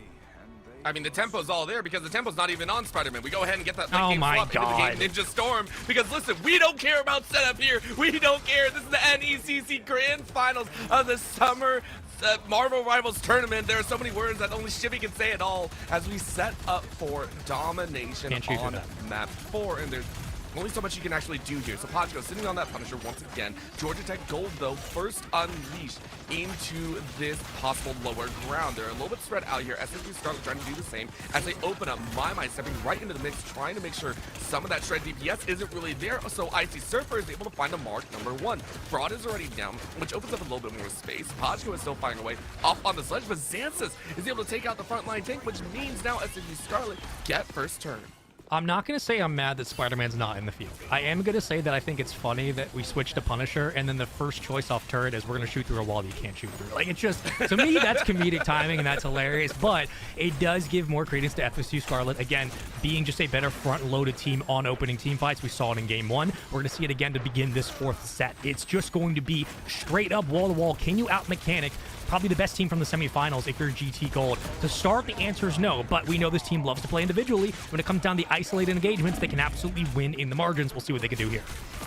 We'll see if they can hold on. Severin, though, say, let's go ahead and bring a little bit of that barrier, a little bit of that work in with the cloak and say, please give me that chance with Buns. And Game Ninja do fall, so it's a huge pick for I'm a B. Not even the reset available. Instead, it's just the raw damage output. Really clean marks here as SFU Scarlet are going to get turned on as well. But answers back as more stragglers fall. SFU Scarlet regroup. Everybody takes a breather. 3v6, back off spawn. Nice job from SFU Scarlet again. Kind of holding on to the most important ults, I would say. You got the Psionic Seduction, you have your Final Judgment, and Invisible Boundary both offensively and defensively. Look, as a Visiwoman player, it's fantastic. She can do so much to null out a follow-up from Pachko, who we would assume Final Judgment will be following in combo with the Bucky ult, if not the strange stun. The Eye of Agamotto will be a problem, a nightmare for the defense moving up. But for now, they're just going to take their time on the long route, try to get back in set of position, and focus on that up top DPS. Better way to say that is just the Punisher up top. Well, there's so much more in play as Buns goes ahead and opens up, starts the fight off, and really keeping eyes on Game Ninja wherever that Mega Hurricane is going to come through. But Luxuria says, no, we don't even get the eye. You are not going to be able to play with that one. So that actually might force SFU to fall back as they are wiped out. Luxurious and Pachko bring the pain as Pachko steps out once again. The MVP from map number 2, bringing the pain here in map 4. And it feels like at this point, if you're GT Gold, yes, you're going to stay aggressive past the 50-yard line, but you're also going to try to force out the strange ult from SFU Scarlet. If you do, you miss out on the stun, you eventually give your chance, you give your teammates a chance to counter ult, and then you can really start to play with the portal options. You can make strange kind of the win con, as we might see here. Back in. Okay, just immediately clocked one and clocked them as they got into the point. Didn't expect that. That is a clothesline in half. That's why Game Ninja comes on in once again as they say, watch this storm arise, and we know what happened. Space is taken, blood is grabbed, and Game Ninja grabs 2 as the rest of the team at SFU Scarlet wipe 2 more. And there's a pause. Oh no. I love that there's a pause feature though in Marvel Rivals. Like, shout out to All the devs who make that possible. Esports is a nightmare without it. We'll get a quick pause and a quick replay. I believe one player DQ'd, no problem, or DC'd, I should say. That's the actual term. No, not DQ'd. Yeah, they not didn't DQ'd. We're not They saying anything. DC'd. Do not worry. They'll be back in shortly. We'll get it ready from everybody. But this was, again, another moment where we're looking at fight v fight, kind of swinging the pendulum like the desk like to talk about, and where SFU Scarlet, again, just maintain really solid presence, opening it up with the Strange first pick, moves on the point, avoids the Hellfire from the Punisher counter on that turret. And everybody else kind of does their job around it. So it's that lazy Susan offense that swings in slowly but makes the most impact late. That's where SFU Scarlet have continued to find success in this series. And for GT Gold, after the pause, they're going to have to take a moment right now and say, okay, how do we then save our ults and counter this hit? Because we're only going to have 1 or 2 more swings at this before the end of this round. And the thing is, this is only round 1 here, if you will. It's only round 1. There's 2 or 3 more rounds that you can actually play with. So if you get a bad timing here on this last fight, you could theoretically just go, okay, we'll try for round 2 and see what we can do. However, SFU Scarlet already turned things around and they said, hey, this is great. We're going to try and hold as much as possible. We have 3 ults in the bank. And as you were talking about the Eye of Agamotto plus the Punisher, we can bring so much pain. GT Gold, though, around the corner, I think they're taking this one nice and slow, at least at the start here. Seeing the SFU Scarlet set up on the higher ground. Pagio sitting at about 6%. Severin and Luxurious, though, ready with the push forward with the front and backline access. Pagio is going to set up with the turn as Severin and Fraud bring the pain right in. My, though, bringing the Eye of Agamotto to try and force everyone out, and they do, so it slows down the pace, gives them a little bit more time on top of this point, but is it going to be enough? Georgia Tech Gold rushing on in, find Icy Surfer, Blissy V, and Xanthus trying to shoot their way out of the Smith side, but honestly, the Fists are winning. Bun's going to take 1 at least, but there are 2 already dropped. As his kills back and forth and all the way around. Right now, SFU Scarlet don't have the HP bars to work with, but down goes My. Pozco running straight through.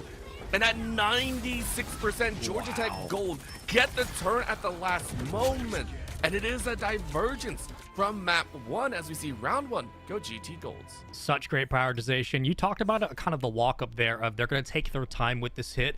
Look, when team play breaks down, individual play has to step up regardless of the esport. That's just how it works. And you're focusing your offensive hit through the first blood, through the second engagement. That's where it comes down to for that windup. So once they found the first pick, then you could see them kind of pull their attention, immediately take care of Visiwoman. Once she's down, that's one of your quickest healers on the map. Then you just kind of brute force your way into the point, wait for your Punisher to get their ult, then pop it, clear house. They get that. They play all their cards, they win the round. That is GT Gold really doing a nice job of recognizing we don't have to panic here. We just have to focus on winning the individual engagement, taking the first blood. Once we get that, our next call should be, where is the next support? Where is the next healer? If we get them down, the rest of the round's ours. Then they just hold on to their ults. They do just that. They get the round, and a really, really good patient win from GT Gold in a series that has been a bit chaotic for them at times. As we head into round 2 position, Luxurious looking for early TP. Not only that, Pachko right back on the hell, and they're going to try and bring the pain as soon as possible. What do they find on the backline here? It doesn't really look like anyone of value. Scarlet is able to kind of back away with the rest of the team. And they played actually really, really safe. Scarlet with a great disengage and denying any first bloods. I really like that call as Georgia Tech Gold sit on the outside, point about to unblock here. SFU Scarlet, though, not liking some of these duels inside. Finally breaking out around the corner. Game Ninja on that Winter Social as much as possible. Bringing out on the point, Georgia Tech Gold sitting on top first. They have 2, they have 3. They're going to get the turn immediately, as that's a call. Very, very nice one from Luxurious, as it just wipes out SFU Scarlet, allowing I'm a B to go on a rampage as well. Pachko rips through My. And SFU Scarlet get wiped. It's either stagger the ults or wait to use them once your front tank's back up, once Fraud's back in, once Pajako can get some, or Pajko, excuse me, can get some extra just ult charge. I was waiting to see when they're going to time this because you're basically in a 1v1 race against SFU Scarlet for ult v ult, for teamfight v teamfight. That's how this entire series has gone. So it was really great recognition from GT Gold to, once they invested one ult, they invested the second, but they waited till everybody was back into the play so they can make sure they got the most investment possible. So now they can start to use the psionic seduction like we have here on this fight. Yeah, and Georgia Tech Gold go, SFU Scarlet, are you guys okay? As SFU Scarlet just popped out of a wormhole into the waiting arms of a fish trap. all lose their lives and get a very quick reset right back to base. At least he got and kept a few old charges as well, hanging on to some of the percentages, but I'm not sure about that call because Georgia Tech Gold get a ramp up on theirs as well. This next fight could be dangerous. Pachima says we don't even need that fight. Instead, we just rip through Game Ninja. Severin gonna follow up behind, and also SFU Scarlet, they have 5, but they can use none. They're gonna drop one by one. Pachko, once again saying, I can do it on Star-Lord, I can do it on Hela, I can do it on literally anyone. Wow. SFU Scarlet picked off one by one, left with 4 dead, and Game Ninja and Zanzas have to win in the wings. Cap dive is a panic pick at this point. There is, we don't have trust in this Strange. Like, fair, I understand, but you're not going to get anywhere at dive at this stage. You need a little bit more of a wall. You would need a Magneto. You would need a Strange. Hell, you might even need a Groot. I don't think it's going to happen. You just need to be able to bully your way to the point at this point. Use all of your investment. Invest all of your ults from here on out. Sonic Seduction is clearly available. When will it get popped is the big question, and here we go.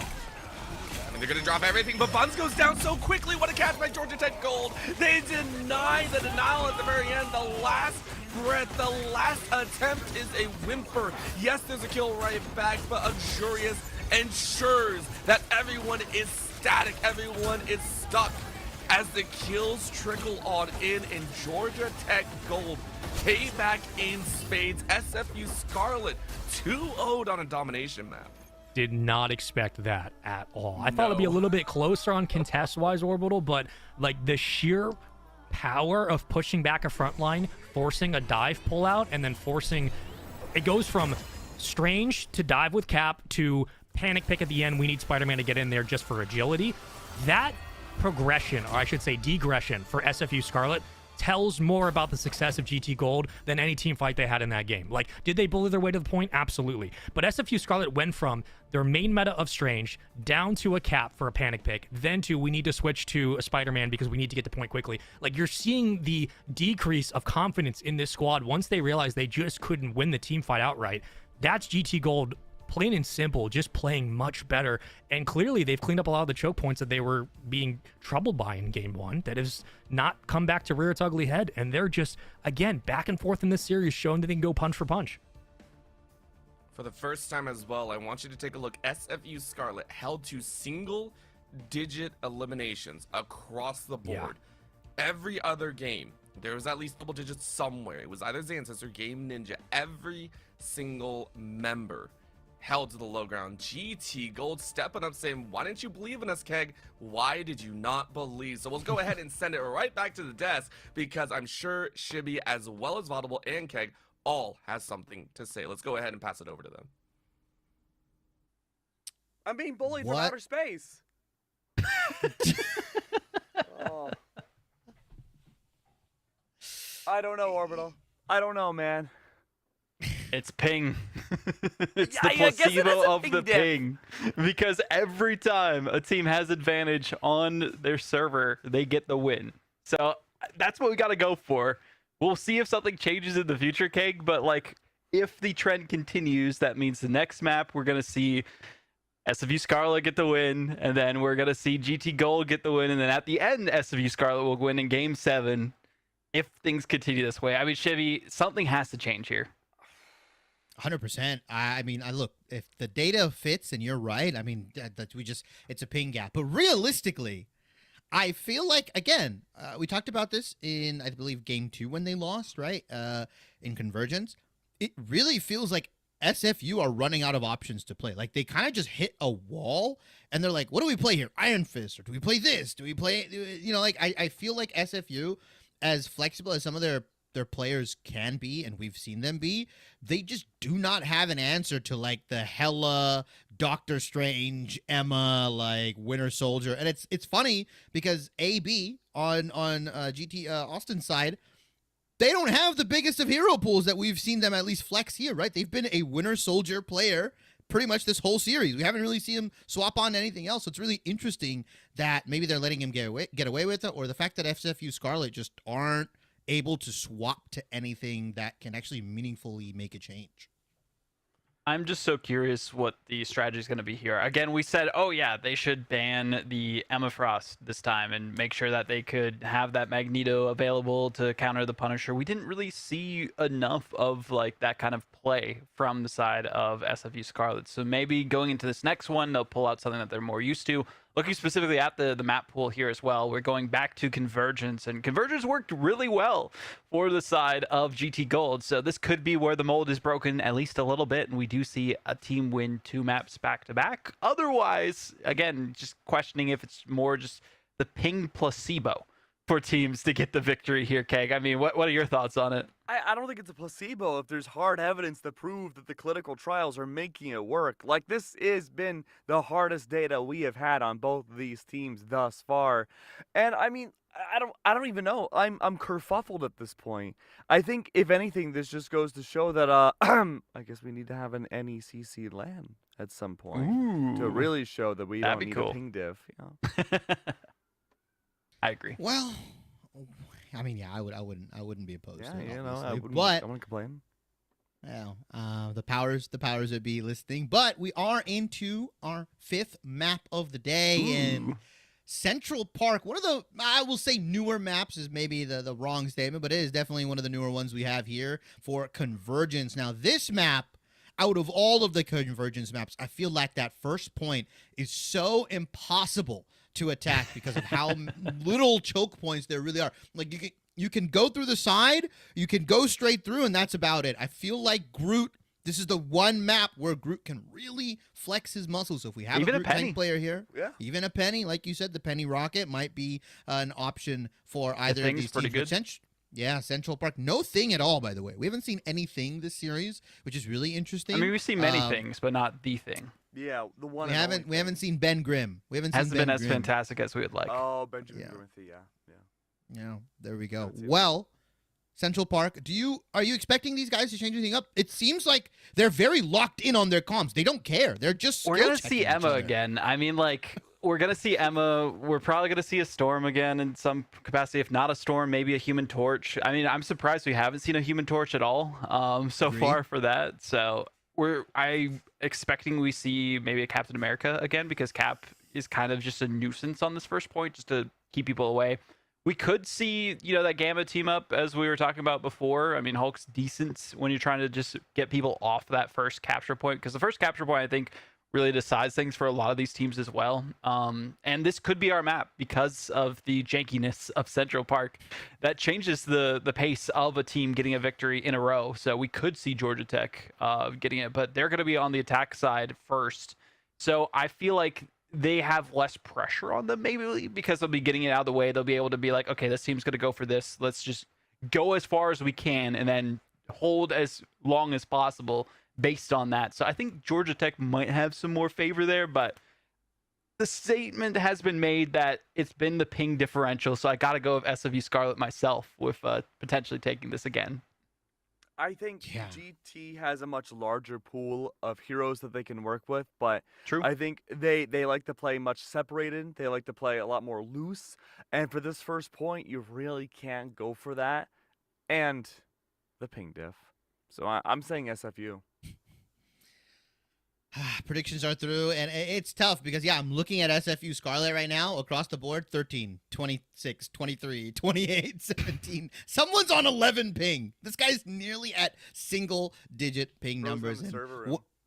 Yeah, he's at Marvel Rivals headquarters in Orkin, I think. I don't know where he is, but they are very, very acclimated here. Both teams have Ard here, and I feel like when it comes to GT Gold, it's on how creative they can get, because Fraud has already shown that he's very, very flexible. The Psylocke, the Emma. I'm willing and waiting to see what else he's willing to pull out here, because we are tied at 2-2. I think any strategies you have saved for either of these teams, you've got to bust them out now. There's no other situation, especially in what could be, like you said, a long, drawn-out 7-game series. We are going band for band here. It's tough. I just want to see GT Gold. Like, what are you thinking, Vaudable? Let me cook here. SFU Scarlet needs to ban the Doctor Strange, and they'll guarantee themselves a win. That's what I'm saying. Not the Emma? Well, Emma, of course, but if they ban Strange in their bans at all, because that way they wouldn't have to worry about the portal onto the objective, the portal back to anything else. For them playing defense, if they get knocked off the objective, they can't portal back to the objective that way. I think that would be a huge thing if they go for a Strange ban here. Okay. Well, I'll be down. yeah, I'm actually surprised Strange has been allowed so much freedom, given that Emma is in the game, right? I would expecting him to see getting chokeslammed every single time, but it looks like both of these guys have been playing Strange relatively well, and they know how to play against the Emma here. Predictions were in, and again, as the host, I don't have to commit to anything, but teams are ready. I'm gonna come in on Game 7. How about that? If we get to Game 7, I'll try to give my prediction here. I'm down. But Valid. teams are ready, gentlemen. It'll be from us. I want my lovely, lovely, lovely, lovely casters over on that caster side. Mr. Orbital, Mr. Spaceman, bring us into Game 5, baby. We're here yet again, and with Shibby once again skirting around the fact that he's never actually had to predict anyone. I think it's fair, as we sit here with our own predictions, where honestly, Spaceman, Yeah. it's writing itself. Like, I don't know if it's ping diff. I don't know what's going on, but it really does feel like we're just getting a back and forth grand finals, which I do love.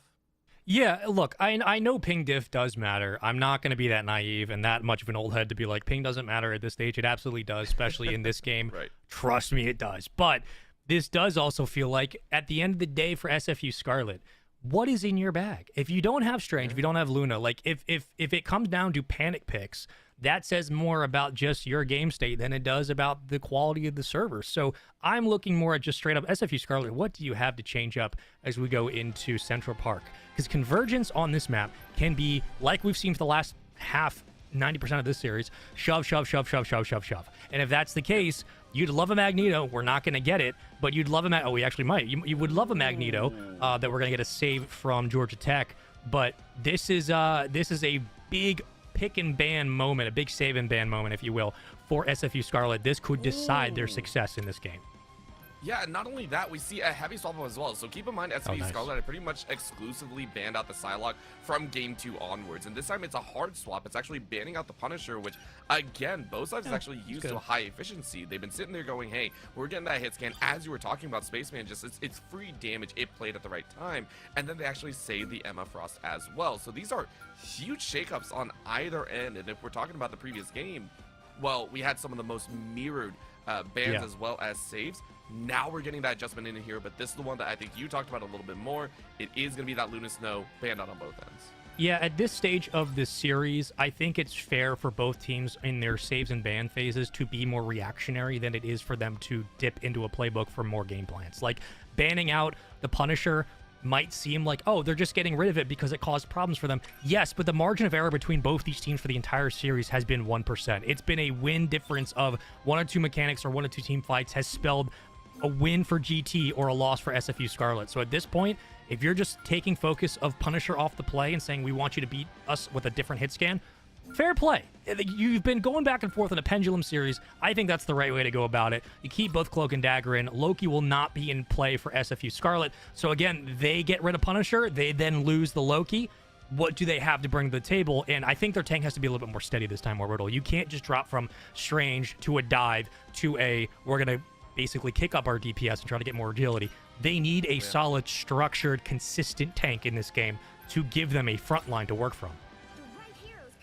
We're also looking at some of the higher end DPS as saying, hey, guess what's open right now? Podco's like, yo, I've been on a tear since game number 2, and hopefully we have a better tier this time as well. The Psylocke has now been freed and open. It is gonna be hovered at least, but it's actually taken over by Fraud on the far end because I'm an idiot. Fraud was the one that played it before. Podco, though, with that save of the Magneto, is going to hang on to it for themselves. So 2 of the most lethal Vanguards in front right now for the side of Georgia Tech Gold, which I like. And then Severin also moving in over to that Rocket. We haven't really talked about it. The Rocket doing actually quite well for themselves. So, you know, Georgia Tech Gold have it pretty well set up. Yeah, outside of the BRB beacon, the Rocket's been nerfed as of late. Like, they've kind of reduced a lot of the damage potential that Rocket could do. So I've seen, like, pros yelling about it in scrims and some on Twitter being like the Rockets no use anymore. We should switch to a different strategist. That's up to the players to decide, but I am curious if the Rocket will make a big impact if they want to get more, I guess, continuous fights in this game, if they've been feeling like they've been staggering behind on 3v3s, 4v4s, 5v5s, and so on. That BRB beacon does afford them a little bit of extra luxury to continue team fights and maybe win in the margin. Maybe that's the case, but Orbital, I am curious, like, what are your thoughts for these two teams going in for SFU Scarlet? Do you think they have to continue changing up the meta, or is it just going back to what's worked for them and just executing a little bit better? Like, what are you seeing on your end? I really do hope that they go back to comfortability, to what works and what has worked over the time, because I always feel like variability and always trying to adapt, it only works for so many members, it only works for so many people. Yeah. Right now, though, we are seeing that type of adaptability come out here as my mind stepped up to that hold once again. Wasn't their original chance, but it might be close enough, as that's going to be a little bit of a hold on the back line. Georgia Tech Gold getting a little bit of a linchpin right there, getting caught in between the mix. My mind staying on top of that point, though, making sure that there is no turn so far. HP bar is dropping a little bit low so far, but Georgia Tech Gold still holding strong, maybe ramping up for a little bit of a big punch. We're not looking back to season 1 with the squids, but we are looking at it's just good deterrence across the board. You can be a bit of a nuisance if you're a Hulk, and the Namor can do what they do best, which is combo off the back line and shut down that line. Once that happens, the front gets easier to manage, and you can start breaking these numbers apart like we see time and time again. Magneto going to get a couple extra dips in for DPS. Kraken impact in, Psionic Seduction, immediate fate of both worlds, follow-up from Namor, and a beautiful chokehold to pull everybody into a tight spot and funnel them into absolute death.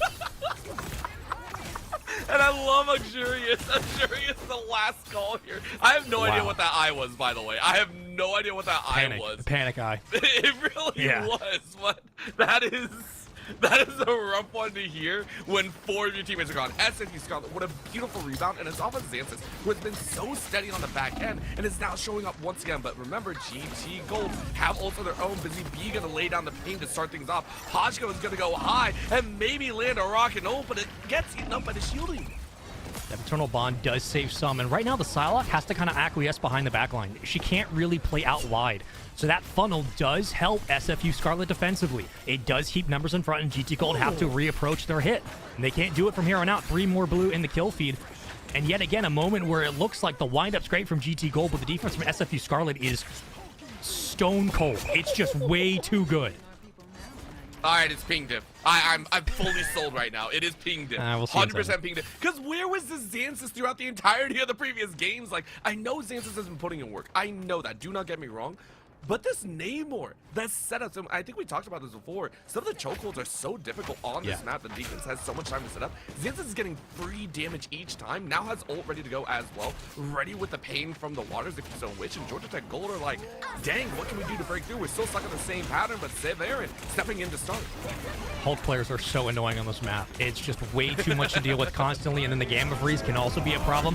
Eye of Agamotto's gonna come out for the stun, and it does. Unfortunately, though, the ult then from Namor did connect on 1, but still, the Psionic Seduction will at least zone out on point. Not for long, though. Hulk has nowhere to go with this one. He will ult just for extra health, but gets pulled out of the fray and immediately dealt with. That's a beautiful recovery from GT Gold to deal with 2 different ults and a front DPS push from your Hulk. That's a nice job all the way around for the offense. Oh, but the re-engagement, we talked about this before, the attempt, but this one doesn't feel like desperation. It's an attempt to actually hold and burn more time because it's sitting about 35 seconds. Georgia Tech Gold saying, hey, let's go ahead. Psylocke bringing out the old Bolt will trying to do the same, but there's death abound all as well. I'm a B and Severin already fell, and that means SFU Scarlet are able to bounce through the portal. The Avengers have assembled in one way or another as they hold the point right now. 2/3 almost connected, but 2/3 is about all they'll get. As SFU Scarlet say, you got one, but that's all. 10 seconds left as Georgia Tech Gold can't even get through the front doors. SFU Scarlet, near perfect starting defense. OT currently held, so I don't want to call it in the bag just yet. Yet again, Unsure is going to try their best to hold on for dear life. The Eye of Agamotto only able to do so much, but SFU Scarlet, healthy members, and I say healthy, but there's immediately one loss, as My was rocking the Mr. Fantastic, but lost their life. Game Ninja right now punching out a few more. OT still clawing down, but there it is, it's done. Georgia Tech Gold only get a 1/3 and a half. Wow, look, the switch to the Thing is perfectly timed. It's perfectly timed. You get a second big body on the point. You get a heavy-hitting puncher.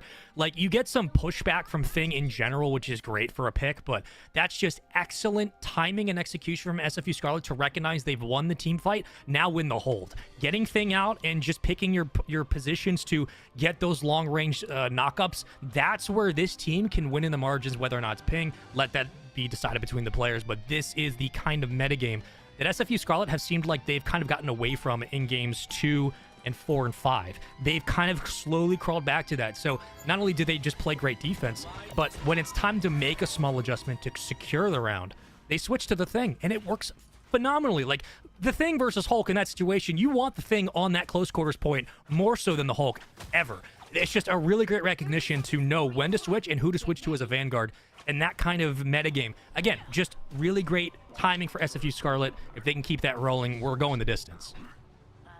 And once again, I haven't talked about him enough because honestly, Xansis and Mai and Busy Bee and some of the others have rocked it so well. But Buns has been such a solid rock this time as well. 19 so far. I believe there was one game where Buns actually had like 39 on the Emma Frost. Is rocking some of these skill feeds. A solid rock the team needs. I'm excited to see if they can do it here once again. But we're rocking on in because remember, it only takes 2/3 to win here. Georgia Tech Gold had to play perfectly here from minute 1 to minute 4, and they're going to try their absolute best to do so.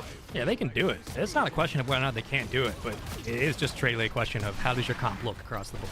I think having 2 Vanguards is excellent. You definitely want at least 2 big bodies up front. So far, it's looked pretty clean. A couple of shoves back, but shouldn't be worried about too much. Taylor's done their job. LOS has been essentially open as well. Strange getting a little too over-aggressive for my liking. Might get caught. You could expect the pull to come through. Bucky might get lucky for the moment, but the grab in the diamond hands are always great from Emma Frost. She's able to kick out 2. We'll have to back off the play. Can't dip out a dodge in time. She gets caught, and the defense, once again, from GT Gold does stand strong.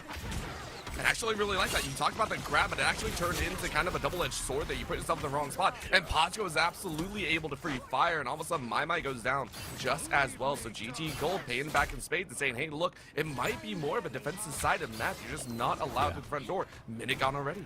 Yeah, it's definitely defensive side, especially for this first zone. I mean, granted, you can kind of roll it into P2 and P3 respectively when you start pushing the payload, but this is a brutal bash your head against the brick wall kind of entry for an offense. So if you're a defense, you just kind of stay at range, keep your tank up close like you see, and as long as you have an LOS to your healer, you're basically fine. So getting out of position as a tank where an Emma Frost can pick you up with diamond hands and clock you back into the backline, you don't want that to happen. This is where Bucky can be the difference maker, like we see here. The grab, the pull out, Strange will dip out of dodge, somehow avoids the pressure, and Bucky couldn't finish the kill. It doesn't really matter either because Podko had actually found Xansis very early on as well. So FSU Scarlet, we're already on the retreat here, which is what we're seeing. They need these ults to ramp up, and that's what they're going to do. Buns opening up with the ultimate themselves, stepping up to the front side if they can, but Severin hoping to do the exact same. There's a little bit of stun out there, so Severin has to walk away. Luxurious trying with the eye bottom, but gets stunned out as well. Oh, the eye doesn't work, but Busy Bee still falls. They're trying to do some work here. Dame Ninja stepping into the fray as they get reset after reset. There it is. FSU Scarlet are finally able to find the fight a minute quicker than GT Gold did on their attack as well. And in a much more devastating fashion, that will be it as SFU Scarlet in one fell swoop, quad kill behind, take map number 5. It felt like we were going the distance after that first hold, didn't it? It really felt did. like we were just like, okay, we'll see you in 9. I guess that's the case because the defense was too good across the board. And for SFU Scarlet, again, the recognition of once we got to point, we just have to win the hold outright. We'll switch to the Thing. Jumping back to their offensive round, it was excellent. It just, at the end of the day, this is a team and a series for SFU Scarlet and GT Gold who have continued to go back and forth and swing that pendulum even more aggressively every single game. There's nothing too surprising about what's going on here. We're going to be going the distance, and Keg's probably going to have a stroke. So we're in for a good night. Not only that, even the players might have something to say about it because there's only 2 words we got to say. Ping diff. Back to the desk, Shibby, Vaudable, and Keg. Take it away. No strokes yet. I'm a proud American. My blood is full of cholesterol and sadness, but no stroke. But we're getting pretty close. SFU banning Punisher? See, they don't know what to say. Yeah. I mean, Chibi, I just wanted to interrupt there for a sec. Literally in the chat, in the match chat, Game Ninja's like, server pick 2 OP is basically what it's coming down to. I mean, the players are recognizing it at this point. I mean, 50 ping is a lot. It's a big difference, right? Like I told you guys, when I saw the servers swapped, SFU, everybody was like 20 ping and under. Like, it was kind of tough. Especially if it's like a 50 to 60 ping difference against your opponent. It's just unfortunate. That's just kind of how the cookie crumbles here because of the way the servers are located and everything like that. That's just something you kind of have to play with. But I do want to talk about things that they can control. And SFU swapping up the ban strategy here, saving the Emma for themselves, but also banning the Punisher, which Punisher has been kind of dominant this whole series. Having that taken away, I think that really helped them out in regards to keeping their squids alive, allowing the Hulk to kind of play in the game. I feel like the Punisher ban was actually very good for them. It was massive, especially seeing that the way that they were able to just dominate on defense. They didn't have to worry about a Punisher pushing them back and using their ultimates and, tearing their entire backline apart. Instead, they were able to hold things down all the way towards the end, even getting that last second portal, which was so clutch, had the thing come out, clobbering time, and made sure they could push everyone back to the brink. That was the first thing we saw from them, and hopefully we see many more things from them of similar sorts. I mean, Keg, it was just rough too, because it looked like there was a chance for GT Gold there for a bit, and then it just all got squashed. I want to say, even though they didn't win, the coolest moment we saw was when B brought out the Kraken Impact directly onto the point to secure OT. Strange Portal came out, and everyone died. I mean, it wasn't great for them, but it was a cool cinematic moment. But even then, though, there was a lot of really cool potential what-ifs from the GT front. But unfortunately, again, it felt like a very closed and condensed and frankly, very linear area for the beginning of Central Park lends a lot more to the gameplay style we've seen from SFU since the beginning of this series that they've always capitalized on. The smaller and more singular lane heavy dependent a lot of these maps have become have always been more in SFU's favor. It also feels like GT Gold is having a bit of identity crisis, right? Pajko and Fraud have been swapping back and forth. Some of them sometimes playing tank, sometimes playing DPS. I feel like maybe they just don't have their hero pools down completely. Like Fraud Psylocke got left open, and the two maps that we did get to see it, I'm going to say it was a bit underwhelming. So like now SFU, the ban strategy has changed. They don't actually need to ban this out because they can run Gamma, they can run Emma. And you obviously saw now SFU kind of keeping Luxurious in check a little bit. That last Strange ultimate got choked out. Do you think SFU have finally cracked the code, or is Ping Diff still going to be dominant here and GT Gold is just going to take the next map? We got to go with Ping Diff again. Like, that's what's been happening every time, and it's been proven yet again here. We've seen some potential changes one time and again, but I think it's just the difficulties that they have for timing their ultimates because the ping differential, for knowing exactly, okay, we got to keep these heals up, but there's like a little bit of discrepancy there as well. We have a player restarting a PC, so we can yap a little bit more here on this side too. Yeah, exactly.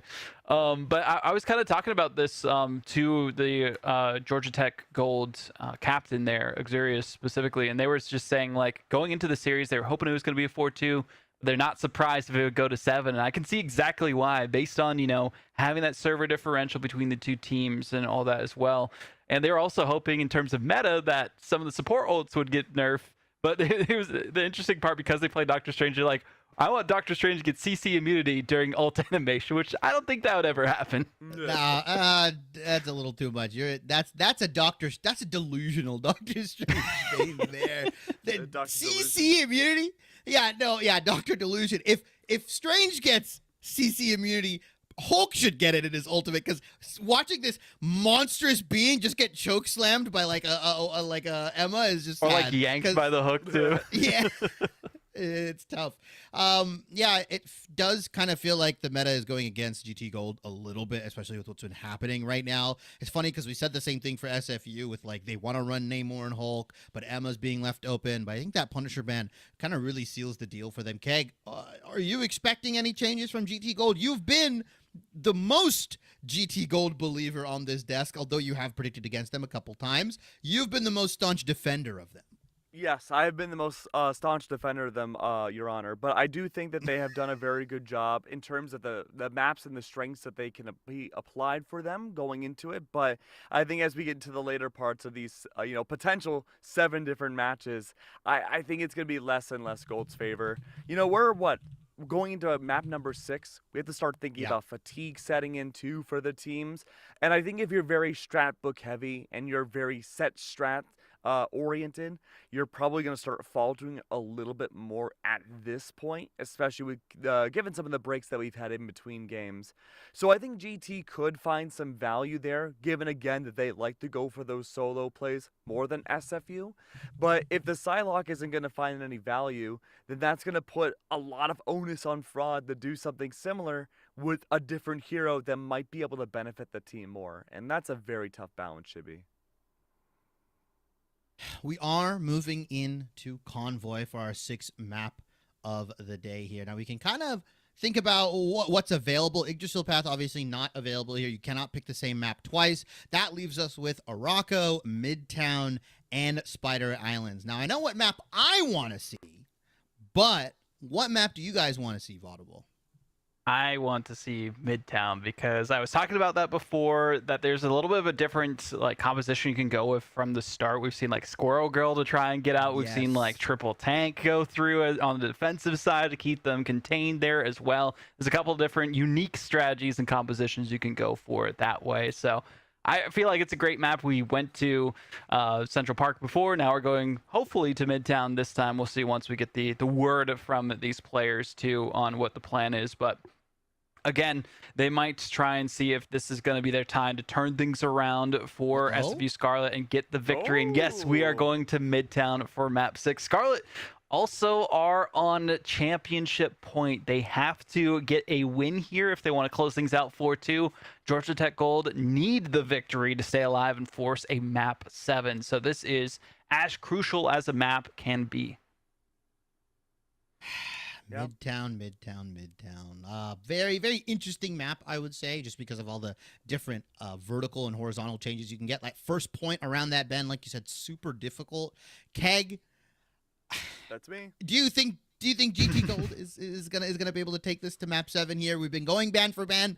Ping diff is alive, but Midtown might be one of those maps where ping might not be the difference maker. It's a good possibility that it might not be a difference maker, Shibby, but I do think GT Gold does have what it takes to win out on this side. I believe GT chose the map, right? And then SFU gets to choose sides. So I have a feeling SFU probably chose defense first. I imagine GT goes attack. I think regardless, though, we could see a Squirrel Girl maybe come out from GT's side. That is my home girl. She's my favorite, and she, like Vaudable said, destroys on this map. I think the best winning strategy for GT right now is if SFU just goes in with the complete wrong plan and sticks with that. Like we saw with the Iron Man Ultron Captain America combo. That feels like the perfect map to try that again and not find success. I was interested that we finally got to see Ben Grimm coming out. Maybe it was for the stalling of the point, but it did look like it had some success here, especially into what they were banning out. When Punisher is removed, Thing gets to see a lot more play. Maybe we'll see that again from SFU Scarlet side. I'm very interested to see if they're willing to lock that in here. Any kind of surprises from this series so far? We're 6 maps deep. Are you surprised at seeing certain heroes? Vaudable, are you surprised we haven't seen anything? I know you talked about the Torch. I thought we saw getting hovered. Torch is the main one. We saw Torch be so meta this last season, and they're still really good. I mean, there was a couple of changes here and there, but also, I mean, there's just some good looks in terms of team ups you can go for. If you wanted to be a bit more unorthodox, you could try and go Human Torch and Spider-Man just for fun, because there's some insane combos you can go with now because of their team up. So I mean, I want them to have fun a little bit, at least at the start. But again, this is no funny business for SFU Scarlet. They are the top team in Canada. They want to be the top team in North America for Marvel Rivals Collegiate. And if they get this victory here, that would be great for them. Georgia Tech Gold, again, they're just a scrappy team who came together through some tryouts and snap stories and things of that sort. So we'll see if they have what it takes to. I mean, I was talking to them before as well, and and they were saying like their goals after this event, even if they win or lose, is to, you know, win more competitions in the fall and spring, as most of them graduate in a year, and their future aim is to pick up a team Wikipedia page. So if there's any editors out there, hit them up. Keg, anything that surprised you so far? Anything that you wanted to see or you haven't seen? Storm actually not that relevant, right? I mean, it was we thought we would see. I would like to see Vandal. more Storm. She's always super cool. Honestly, look, if I'm looking at GT Gold, if I'm Snapchat, I'm sponsoring their team. Because I think right now they've shown that they've been one of the biggest leading factors. The fact that you can be number 2 in the entirety of this division, or at least make it this far into the grand finals, would be unbelievably good, I think, for yourself, and have that visibility going forwards. We talked about Squirrel Girl already. I wouldn't mind seeing the Squirrel Girl Iron Man team up. I don't think we've ever seen that missile get any value at all, ever. But I think, you know, there's always a time to turn that around, and it could be now. I feel like that's the most useless team up I've ever seen. I'm not gonna lie, I've never been able to hit it. I've never seen it. I've legit never seen it in any game so far. I think giving Squirrel Girl the flying missile for the squirrel, I was. I think it's just for fun. Interesting look. It is definitely it's like the Jeff Venom team up. Like no one really uses it.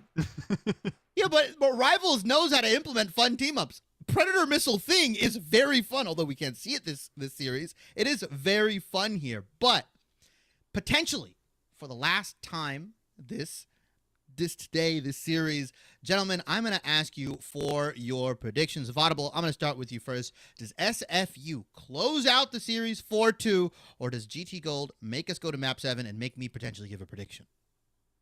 No. It goes to 7. That's what we've seen happen so far. I mean, we can't go against the mold, the fold, everything that's been here so far for Georgia Tech to win this series. It's in their hands. We'll see if they strike out, unfortunately, and that would be a rough spot for them because they've looked so good when they've had that ping advantage and not been looking as good when they haven't, but so have SFU Scarlet. So again, things can change here, and I hope we see a couple things in the game that might change things up for SFU Scarlet, but I got to go with Georgia Tech Gold just based on the history so far. Well, Keg? We've had an extended break so far, so I'm going to say SFU. I think they'll be able to take it. I think at this point they recognize, okay, yeah, we can work around the ping. We know what we need to do at this point, and I think as long as they come together and play as a team and don't falter, they can win. Well, gentlemen, we might be here for the final game of the series, but that does it for our predictions. Once again, I'm the host, so I don't got to do any predictions, which is amazing. I love that. No pressure on me. But why don't you give us one this time? Game 7. I told you, if it goes Game 7, I'll be the deciding factor. I'll be judge, jury, and Maybe executioner. You're the reason we're going to Game 7 because you haven't made a prediction. Yeah. You ever think about that? Huh? Oh, okay. Wait, we could blame the host later, but the casters are going to have to blame the host because I'm going to be throwing to the lovely, lovely Mr. Orbital and Mr. Spaceman to take us into Game 6 of this best of 7 series between GT Gold and SFU Scarlet.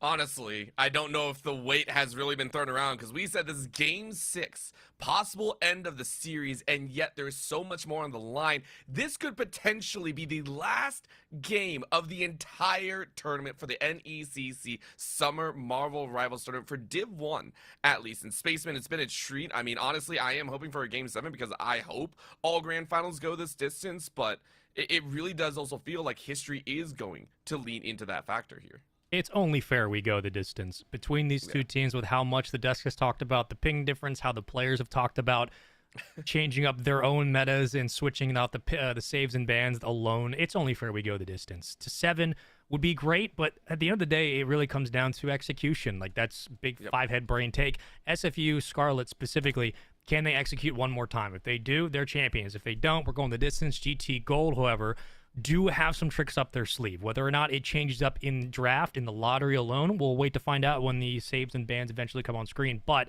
this doesn't feel like a normal Game 6 that any team can take. No. This does really feel like there is momentum on SFU Scarlet's side. How they just played in the last round was damn near perfection. They've just gotten scathing out of a couple of quick wins, a couple of close wins against GT Gold, where both teams came down to the wire. This is a moment for SFU Scarlet to make a statement. Can they do it on Midtown? We'll find out. But this is the time. I don't want to come down to ping anymore. I want to see what they got. Let's go crazy. Let's do it. And I think it goes all the way back because the devs touched on it a little bit, and I wonder if we see it here again. It was the Punisher ban that actually came out. SFU Scarlet are still back on that defensive end to start things off, by the way. And I'm really curious if we see that Punisher yet again, because I think it did work. There was a reason why it felt so heavy-handed in one direction. I just want to see if they go right back to it. And yet they go back to the Psylocke. Again, I understand where the thought process is going, but I don't know if that's gonna be feeling that great at the end of the day. Either way, though, Emma Frost saved on either side, which is, once again, the standard. This is what we expected. I don't dislike Icy Server on Scarlet Witch at all. I think that's actually a pretty strong pick for Midtown if you can play it right, especially if the threat of IMB is on Magic. There is an interesting conversation to be had about what that dynamic might look like as the game has evolved in this series. But we get back to the standard bans that we've expected between Luna and Wolverine. Wolverine not having a single show in the entire Grand Finals, not too much of a surprise, but definitely a disappointment because it affords some different conversations around the viability of the air game. We haven't seen too much flyers outside of Game 2. Game 2 was a bit of a wash. Ultron was there for about 5 minutes. Iron Man and him did what they could, but it really wasn't too much to write home about. This is coming down to, again, what we've seen from this series Orbital, which is standard picks, standard comfortability, but the small difference could be for Pachko in the Psylocke, or could be a Game Ninja in Spider-Man, Icy Surfer on a Scarlet Witch, if so choose. This is going to be a difference made in the margins like we saw with Thing on the final hold offensively in the last round. Loki's banned out, Magneto banned out, saved for both the Cloak and Dagger, Emma on both sides. Let's see what we get from both teams now as we move back into the final selections. This is going to be fascinating for sure, but it looks like we're getting back to a default. Yeah, and I'm not upset about default, like we talked about. Works. You know, this could come down to that comfortability at the end of the day, and I really do like that both teams are hoping to go back to comfortability, mainly because it is that Game 6. It is that time to really show your stuff, and you need that comfortability if you want to make the magic happen.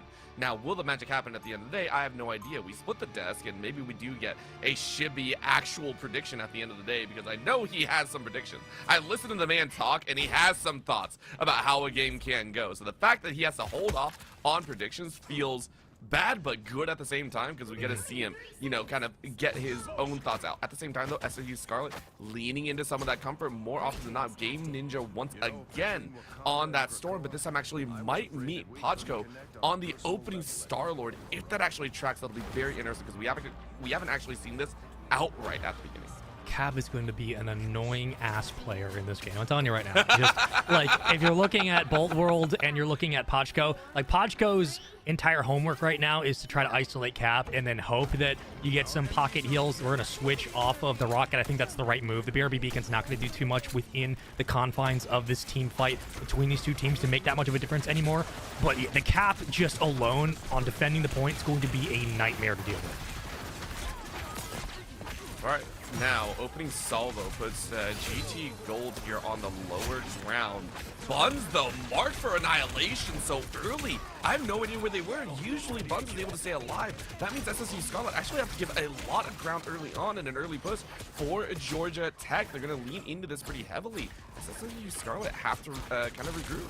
Yeah, they're conceding most of the opening lane, and again, like what we see, where having Star-Lord focus in on Cap to keep dive at bay, that's really the MO to begin the game. But like we talked about before with SFU Scarlet, sometimes it takes a while for the defense to get going. They do get shoved back, they get pushed into the choke point, but then they start to find some solid footing, and that's where their tanks get online. That's where a dive can really become a factor, or a switch into a strange, if so choose. The Punisher's always going to be a problem. These team fights really just depend on the opening DPS, like we've seen many times for SFU Scarlet.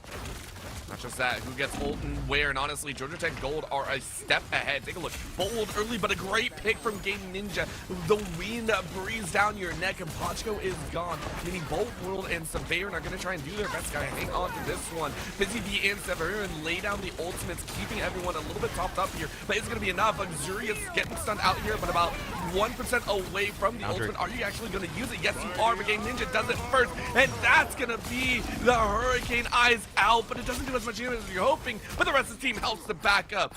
My runs on in, an Icy Server DPS is out, so Luxurious and Pachko both fall immediately in what is a delayed Team Ace. Wow, what a beautiful play from Icy Server. Again, great placement on the invisible boundary, and luckily Aurora able to push out the last 2 stragglers in the back of the bound, able to pick up 2 on the fight. And SFU Scarlet, again, like we talked about before, they bend, but they don't always break. You can get them to shatter a couple times, but once they start to figure out where their parameters are for team fights and where they can really stretch their healers, specifically on Visible Boundary, these are the moments where they really start to stand up strong. But the Galactic Legend will be a problem over the top. The Psionic, no, not going to really do much. You're going to kind of push back that back line, but that's about it. I was waiting to see if the Sonic Seduction was going to zone in the Star-Lord, but it just wasn't going to happen. It's just way too much ground to cover and way too much vertical game for here on out.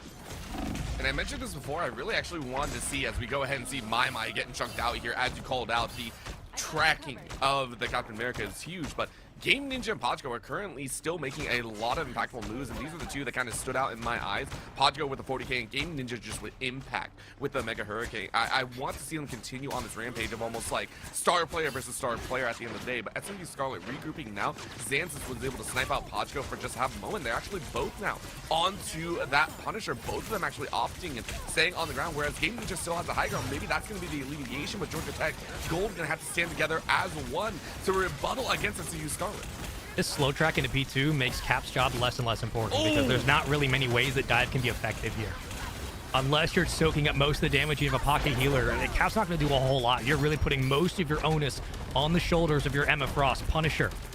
Working to the back line, the back end of the Eternal Bond. We'll try to track down Aurora. We'll do just that. GT Gold doing a nice job of splitting the numbers and maintaining high ground, especially with Punisher. We'll try to avoid out of dodge. Here comes the final judgment. Let's see what it cleans up. For now, it's going to be a couple. Speed broke. There we go. So far it was only 1, and Georgia Tech Gold actually waiting for their chance to fight back as Frog goes ahead and lays in, brings the bounds within range, and Georgia Tech Gold open up with a salvo and a half, but My was able to make a little bit of a difference, takes 2 back, make it a 3rd as they try and find Game Ninja once again with the impact ending here. Tornadoes their way out, and the Hurricane brings a bit of ruin. I'm a B falls. That's a great hold once again, burning a little bit more time, but Georgia Tech Gold got a lot of movement on that payload that turn. Yeah, a lot of movement. And again, every incremental moment helps. Every little bit of inch does matter. It stacks up at the end and it puts more pressure again on the DPS of GT Gold to have to keep the tanks at bay. We've seen it time and time again in this series. We've seen those healing boundaries really make a difference for Icy Server. She's nowhere close to her invisible boundary. Aurora just popped hers on a 1v1 against Emma Frost, was able to siphon off the zone, but still not enough real estate defensively for GT Gold to be comfortable right now. This SFU Scarlet will try to continue to push back. Final judgment once in, again, in once more. Doesn't connect for much. Of course, creates a little bit of space as I'm is able to actually pick up Buns on the backside. And remember, Buns has been so pivotal. That rock for the rest of the team. My going to try and rush to the backside, but there's the Eye of Agamotto slowing everyone down. That's a catch on too. Can anyone else follow up? Doesn't actually look like an SFU Scarlet trying to buffer back, but no, Game Ninja and Busy Bee actually fall. That means Xanthus will fall as well, and My is left without a care or a helper in the backside. Icy Surfer turns into water, and Buns, unfortunately, is turned into Cheeks, and that's just gonna be a gone. GT a Gold. Able to pass checkpoint 2, look for checkpoint 3. That's a clinical approach from Strange on low health. Great shout out to the healers for GT Gold. The ability to keep your Eye of Agamotto, once it kind of gets neutralized, to keep Strange back up with shield is so crucial. It's so important just to have a semblance of a third leg back there to keep everybody else kind of elevated. Then you start to funnel through with Punisher. This is where, again, GT Gold offensively have shown in this series, in this entire matchup, that they can go toe-to-toe with the mechanics of SFU Scarlet consistently. Now what can Dive do against a 1v2? It's Bucky out front and a couple extras to burn on the back end, but this really isn't amounting to much. The payload continues to move, and GT Gold are just on a roll. They're going to continue with, but honestly, SFU Scarlet say, hey, we're able to duke on right back. We don't need Game Ninja for this one. We got the ults in our back pocket. Go ahead and bring out those walls as Georgia Tech Gold try and fight back. Severin tries to do the exact same. Bolt World pops there as a secondary, and SFU Scarlet kind of bottlenecked in this position. Georgia Tech Gold hanging on to 2 for the backside as Game Ninja brings in the Storm. Is it going to be enough, though? They slowly force GT Gold out back, and there it is. A wash of death on the back end. Game Ninja respawn in the immediate force to ace. SFU Scarlet able to win that fight. Again, 2 points on the board is crucial for GT Gold. At the end of the day, they at least need one, right? You need to get something on the board so they get the payload 2/3 of the way through. That's important. For SFU Scarlet, you win the game here outright, then move to offense. This is where they need to have their best hold of the entire night. We saw a little bit earlier on Get Yourself Path. They looked a little bit shaky, but they didn't break. Another instance where they do give up a bit on the front line, but their defense does come up clutch. And again, the timing of the Psionic Seduction from Emma was absolutely perfect to shut down both the Cloak and Dagger and the front DPS. Now what can they do off the final judgment from Punisher? Well, actually, like my making sure the rest of the team at SFU Scarlet actually back away, and it just allows Xanthus to walk right back in with a multitude of members. But Bold World actually found Game Ninja. I had no idea where they were, but they get eliminated so fast. Xanthus is going to get focus fired. No pocket healer to save you here. Georgia Tech Gold run rampant as both CPS are down, which now means Buns and My are going to be on the chopping block. Busy B is flatlined as they are forced near extinction. Podgo and I'm a B, though, say we'll pick up the slack here. Reset upon reset upon reset as Georgia Tech Gold flex their arms and take their opening attack. And we've used all of our ults just to get some extra butter in the pan. That was a full 3-0 and a committed hit from GT Gold, and it's got to feel like at this stage we're going to a full set of series because it's just been one push after another contest, after another team fight, after another win for GT Gold to answer the call on contest. They've done it every single time. There was only 1 or 2 instances where the team fights really came down to SFU Scarlet out mechanicking their straight wall-to-wall team fights simply because they had more ults to invest so they could burn more, thus they were able to just kind of win outright. GT Gold, however, have been able to work through wave after wave of ultimates from SFU Scarlet and then rally that into just really clean progression on point. They've done a really great job of isolating the Cloak and Dagger on the other side and as well keeping the front tank at bay, keeping that Emma Frost, burning her Sonic Seduction, and then kind of staggering behind the midline. That's where GT Gold have found success. Defensively, if they hold on, we're going the full way, but this is a big test for SFU Scarlet. They have to come out strong in the first 2 pushes with this payload. If they don't have a lot of time to really work with here. This is just a treat to look at, and I know what you're seeing, and everyone currently looking at a GT Gold going for the Trip Vanguard tactic. I'm not going to talk about it until it's fully locked in here, but SFU Scarlet, as you mentioned, they need to push fast. If they're able to grab all 3, they could push GT Gold onto their only 19 seconds remaining, which will take up a little bit later, but it is going to be that piece of play. Busy Bee is actually sitting on top of that Jeff, which I have not seen in ages, so we'll see if it actually works out here, but it is going to allow the likes of My to run rampant here on the Captain America. Trying to step up, but HP is not exactly as strong as they wish, so get the back away. I'm a B rocking this group as best as possible, so GT Gold so far sitting strong on top of this plate.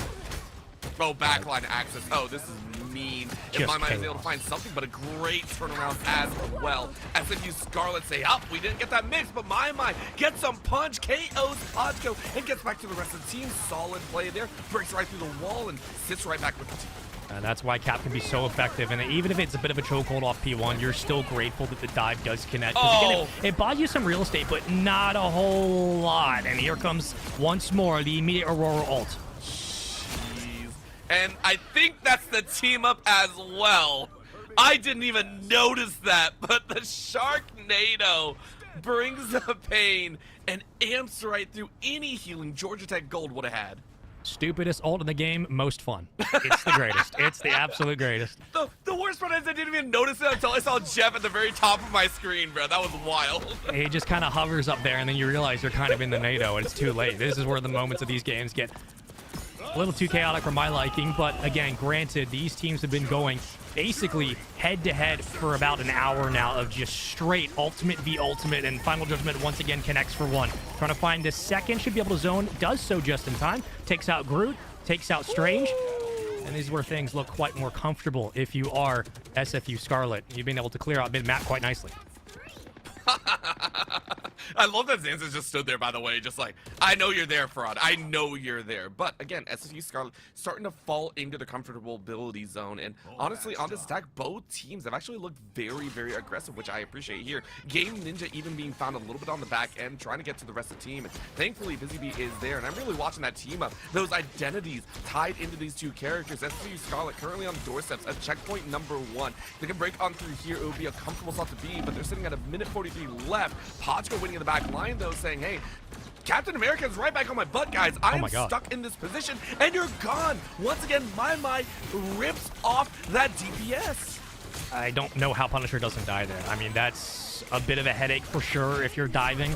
That's a pickup you would love to have, knowing that Punisher's sitting on ult, knowing that now you can focus on Bucky and push the backline like we've seen here. Picks up 2, but help for his teammates for 3, and is able to shut down Invisiwoman in the process, which, again, just gives you a little bit of extra room to maneuver. These are the moments where this team really starts to put it all together, but is it a little too late? We don't know. They still got a lot of time on the clock. They just got to get some more they got to get some more team wipes down before they can, again, push this payload out comfortably. Well, you know what they got. You know what they got, Spaceman. I see 2 ults ready to go for SFU Scarlet, and you know they are hunting for a checkpoint and a half. There we go. Game Ninja opens up space. Busy Bee is ready to go as well, but Pajko and Bolt World might not be ready, but there's only a grab of about 2 right now. Game Ninja running around, I believe, their own team. I don't know if that's where they actually want to place up. So Georgia Tech Gold actually gets away scot-free. They deny a lot of that, and honestly, I think it was SFU Scarlet saying, okay, we'll just force you away. A little bit more space to play with, though, because Georgia Tech Gold are like, great, usage expended, we'll get a free push back. Yeah, that's a lot of investment from Scarlet that really doesn't pay out to anything. I mean, they've essentially sat at the same 50-yard line that they had for the last 30 seconds. You lose the Aurora ult, you immediately lose the Jeff as well. You switch back into a Cloak and Dagger. So question marks for sure that hang over the head of SFU Scarlet simply because their mid game has been pretty solid, but the investment in their ult has not been. And now they're going to have to work 2 times as hard to get back into the same spot. Well, if they can, it'll be on the back of My as Buns is trying to soak up a lot of that DPS. Fraud and Bolt do the exact same, as MMB is given a lot of space to work with. Buns goes down, so does Ice Surfer, and all of a sudden you got no healing in the backline. Busy going to try and do their best to hang up everyone here, but My can only sustain for so long. Nobody on Georgia Tech's side is really falling, and they have the ults to work with. I have Agamotto ready to go with a wish, but Fraud stepping up to the front line, making sure the HP is dwindling. I'm a B and Pajko ripped through 3. SFU Scarlet get punched in the face, and Georgia Tech Gold hold them at halfway. Yeah, they just dominated that second half of the push. They absolutely isolated who they needed to isolate, and their ability to weather the storm, no pun intended, of Aurora and Jeff together to then force out a straight up, you know, kind of tip of the spear offense from Emma Frost, leading everybody back to spawn. Those are the kind of moments where Georgia Tech find their goal. They find everything they need to close out this game and send us the distance, and those are the kinds of team fights that are not going to go unmatched in the margins. It's just way too clean right now. Oh my gosh, I just watched My take on a 1v3 and still come out on top. That is rude beyond all directions. However, the main thing is who is taking that front side. I have Agamotto swinging on 3 and 4 and more. SFU Scarlet burnt to the ground here as a single eye draws your attention to Azurius will absolutely sacrifice their life to force SFU Scarlet down to just a minute remaining. Under 55 seconds to go. Diamond hands aplenty. SFU Scarlet trying to make a move now. It's 4 players up, still waiting on respawn, but again, the pokes have been too clean for Georgia Tech. They've been a little bit too keen on those opening picks.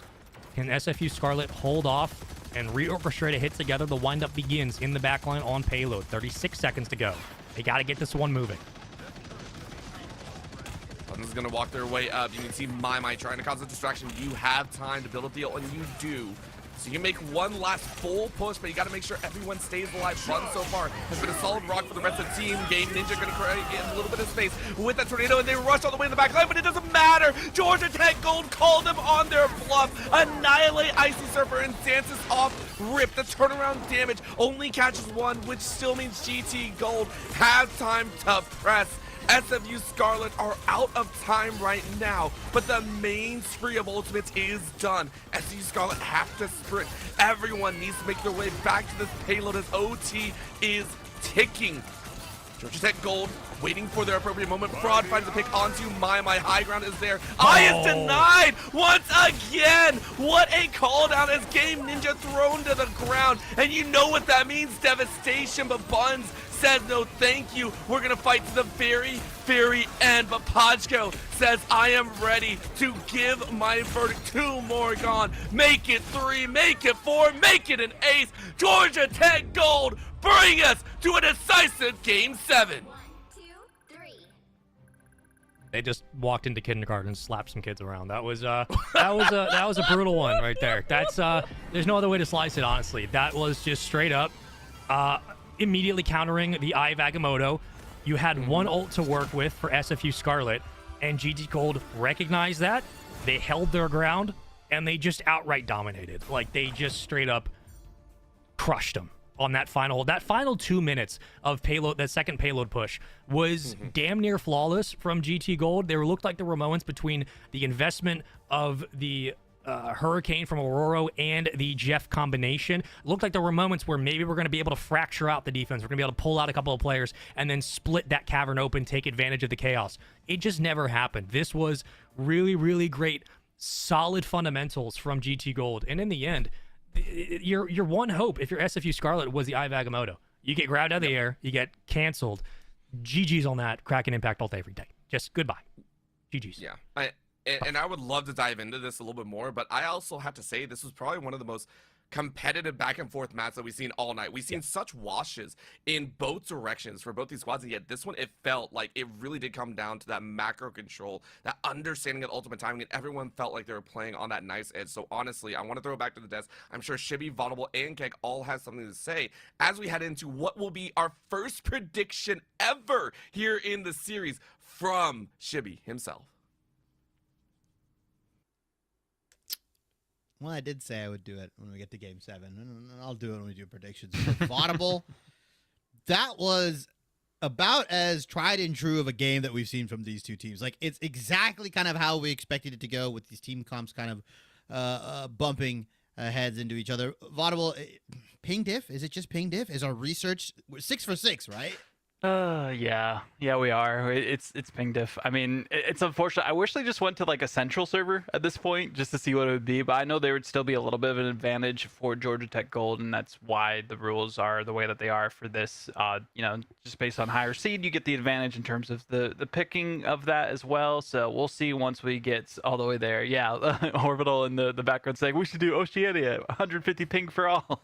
No, I mean, I think it's just a rough spot. It's the state of the game, and you just got to play your cards as best as you can. And even then, without the ping diff, we've seen some difficulties for the other teams who, even when they choose a favorable side for them to start out, just composition-wise, confidence-wise, and because of the ping difficulties, they're second-guessing themselves. So it's just a whole mess for the teams that aren't in the advantage. And based on the way things have been going, that would mean that SFU Scarlet should get the victory, but we'll have to see if it gets there.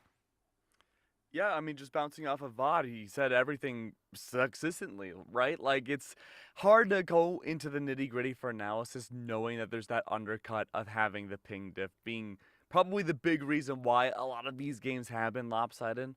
The last one was really, well, decently close, at least in terms of gameplay, but even then, it's like, if they were on more even servers, what could have been, right? And so I think heading into this, I saw the chat for the before this next game. I think they both agreed on one unified server. I think that would be the most competitive gameplay. Even if one team does inherently have an advantage, it would be enough to kind of stop teams from having that whiplash of having different pacings for their gameplay. They were thinking about it, but the other team wants to go by the playbook because they want to win. Yeah, unfortunately. So they're going to be doing Oregon servers, I believe, and we'll be seeing Krakoa, I believe, for the map here as well. So unfortunate for them, it is going to be Oregon there as well, but we'll be getting Krakoa for our final map on Domination this time. So really curious on what the strategy is going to be here in terms of compositions. I mean, everything's kind of stayed the same for the most part. And so they're down to do Mumbai servers. There we go. Just to clarify, for the final server, that's going to be SFUs, right? Yes, it will be SFUs because they were the higher seed, so it will be Oregon servers. So as the way things have been going, most likely, like 99%, it should be SFU taking the victory. I mean, I feel like if you're GT, so Shibby, you got your answer there already. You were just waiting for it. Easy prediction. That's a layup, a 3-pointer. But I feel like if you're GT, you're not feeling fantastic going into this final game, knowing that it won't be on your server. Not at all. You're feeling anti-fantastic. Oh yeah. Yeah, you're Doom, Dr. Doom. Yeah, there you Dr. go. Doom, the maker, whatever you want to say, alternate realities, whatever you want to call it. Do you think that arguably, obviously, the ping advantage that's coming in for SFU. Do you think GT Gold needs to just switch it up completely, just show a brand new style? We did see some Jeff Nato coming out. Have fun with it at this point. Yeah, we've seen what's been going on. Might as well go out having a good time. That's all I gotta say. You're at Game 7. What else do you have to bring out at this point, right? I think it's such a cop-out answer, but I do feel like there is a kind of a weight around your ankles with the server things where you want to try new things, but you want to play as safe as humanly possible, especially when you're in the grand finals of playoffs. You've made it this far. It's Game 7. You're just hoping to go as safe as humanly possible for this next matchup and hoping you can just team diff. Yeah, we've been seeing the same comps kind of bump heads against each other. Not too much a change here. Like we said, we saw the Jeff, we saw a little bit of thing, but most of the time it's just been Emma, it's been Doctor Strange, Punisher, we saw Hulk Namor. I mean, we've just been seeing these guys kind of refine and fight against each other for 6 maps now, and a back and forth kind of duel between these two, duel between pings here.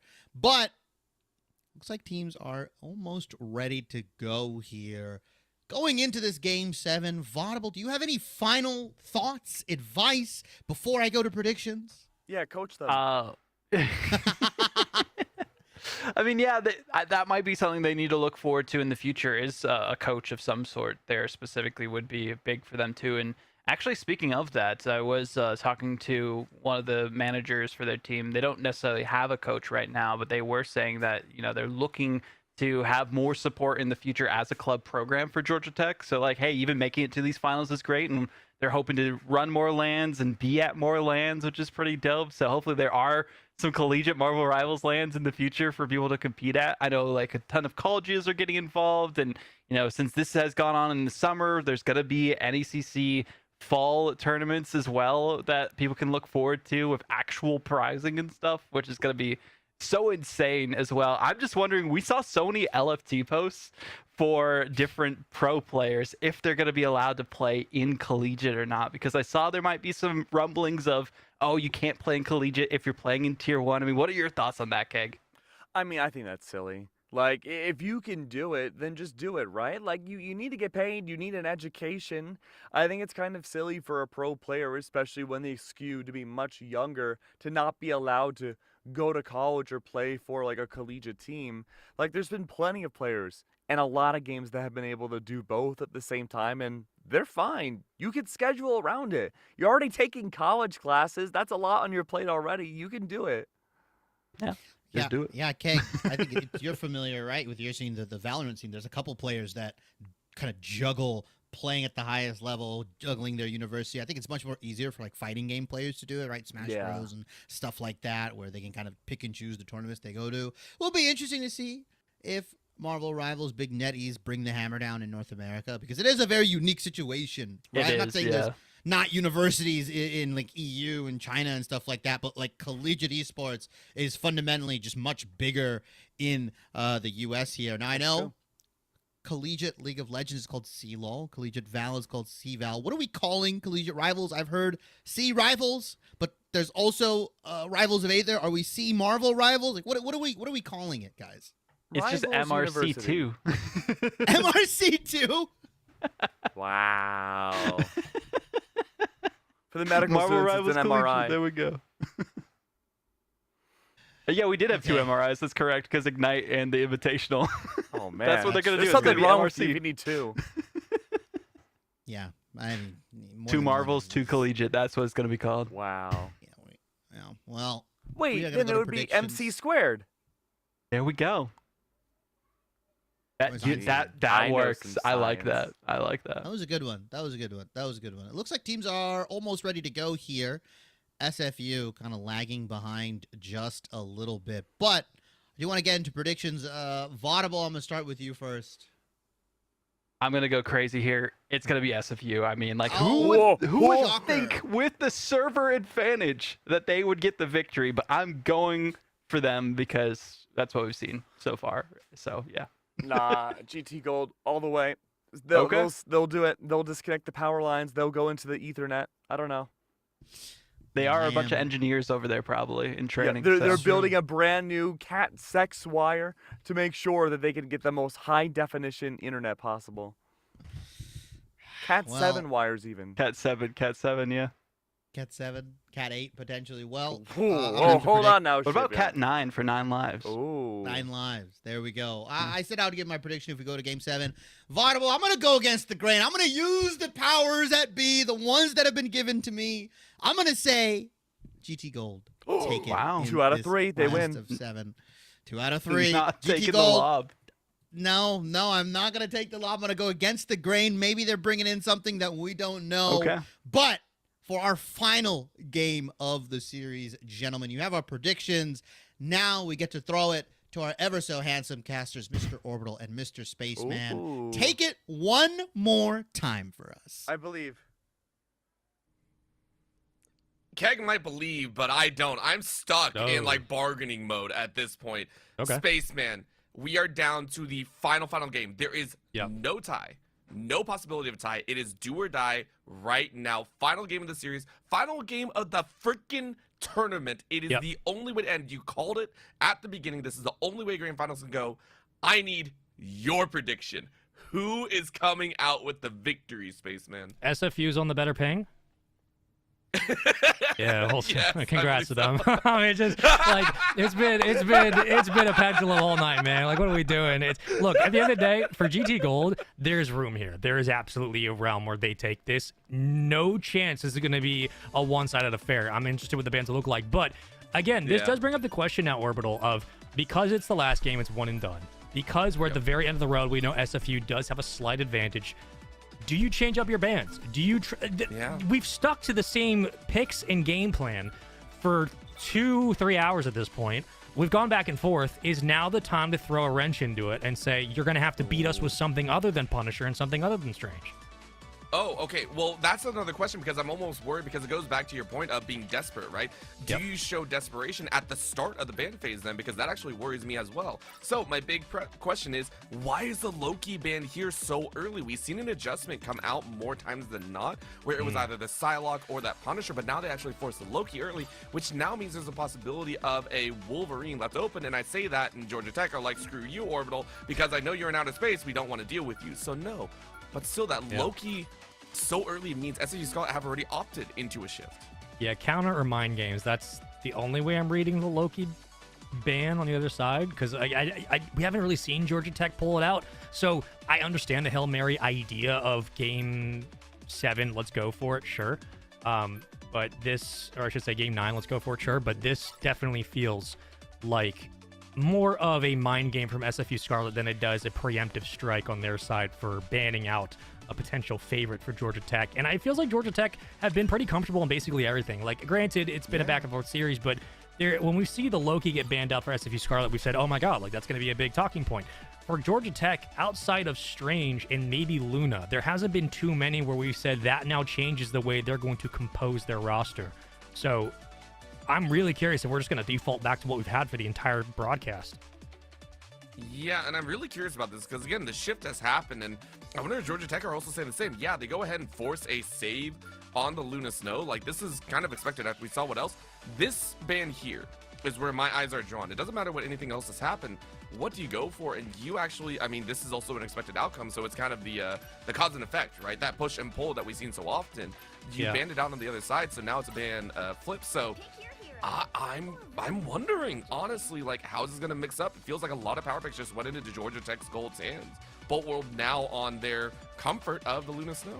You know, I don't know if I was reaching her. I'm curious what your thoughts are. I was curious in that ban, that final ban moment, if we were going to see SFU Scarlet ban out Star-Lord. I didn't, like, the odds of that happening were very low, but it was one of those, if all the plays for them to make of worrying about a counter on a DPS, worrying about their biggest headache potentially on the map, I mean, clearly, Pochko's Star-Lord has been that person. So I maybe was like, there may be a realm where they do elect to get a little bit wonky here and ban out the Star-Lord, but if they're already feeling so comfortable in what they have, is there a need to change this late into the series when what you have works? I don't know. That's up for the players to decide, but I am curious of whether or not that ran through their heads of, we could get Star-Lord out of here, not even have to deal with it.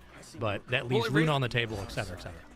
Yeah, it ran through my head as well because we saw the Punisher ban before, which was an adjustment that actually gave a victory over. So I'm actually in the same boat as you. I would have agreed with the Scarlet. Screw whatever best pick is there. Just get it out of there. It's Domination as the final map. Like, I would 100% got behind. Now, agreed, it would have been a very low chance of opportunity, but it makes sense in the grand scheme of things. Either way, we're set on the composition. Xance is back on the Namor, Game Ninja onto that Bucky, and then on the flip side, we got Podchko on the signature Star-Lord, ready to amp things up, and Bolt World getting the first Luna Snow in about 4 games thus far. It has been denied over and over and over again. First contact will be what everyone is watching for here. My, who's had a little bit of a difficult time really making that major impact that they wanted, is going to look for an opportunity here. Straight into the back line they go, almost like they are Captain America, but it doesn't matter because Podchko is running rampant with that Star-Lord DDM, starting off strong onto Xanthus, who has to go down in Game Ninja. Barely staying alive inside of that front line, but it really is My who's taking a little bit low. Game Ninja, though, opens up on the Xurius. Very nice pick to start things off. My goes down into Baby Banner mode, as you like to call him as well. But Podchko is still very much alive and ready to run rampant. And yet again, they find another pick, goes straight into the spin as Georgia Tech Gold get first control. Breathe a little bit more easy. Seeing a Hulk instead of a Cap, again, on this map makes more sense. But look, across the board, Hulk, even as a dive, is a little bit tanky than what Captain America kind of brings. You get the stun, which can always help for slowing down the front line, and then using the combo of having Xanthus with those Gamma Squids. Like, at the end of the day, is it the same as Season 1 and 2? 1.5, I'd say not so much, but that can also keep Star-Lord at bay, because your kind of objective here for SFU Scarlet is to keep the Star-Lord on the other side down low on the ground at all times. That's where you put the Squids up top, try to alleviate the vertical game that Star-Lord can usually bring to spray fire over the top on your defense. This is where SFU Scarlet can invest in having that Hulk-Namor combo and really make Georgia Tech Gold's lives more difficult for where Star-Lord doesn't have that kind of real estate to work with anymore and really has to play kind of an isolated one-on-one game with the tanks. Well, you're saying that, but Georgia Tech Gold are actually doing great with some of these picks. Fraud back on the Magneto and Bolt World keeping everyone alive actually means 5 ultimates are in the bank, where Georgia Tech Gold and its SFU Scarlet that are actually on the back end. They're not able to set up as cleanly as they would like, and they're actually forced in this position of, do we have to lay into the ults now? Do we have to do this in almost unprepared mode? Because take a look at the timer, already at 60%. I don't mean to sound like a broken record. I don't mean to almost go against the grain of the game so far, even on opposite servers. But Georgia Tech Gold are getting so much free time on track number 1. There it is, a call down. Bunce is going to open up with ult number 1, but Podchko is going to answer back. Same with Sabarin.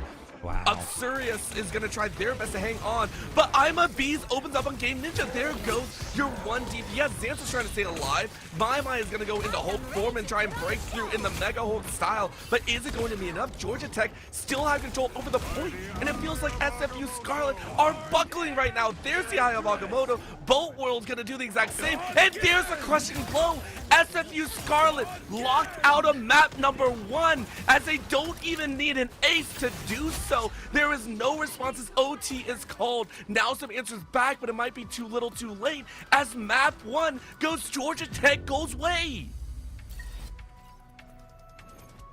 SFU Scarlet even got a zone off of the Emma Frost ult to keep the Galactic Legend pop from Star-Lord out of the equation of the team fight. And even with that Autobot, even with that aim, they just still can't get feet inside. Even with the shove from Hulk, they can't get feet inside. Even with the invisible boundary, they can't get feet on the point.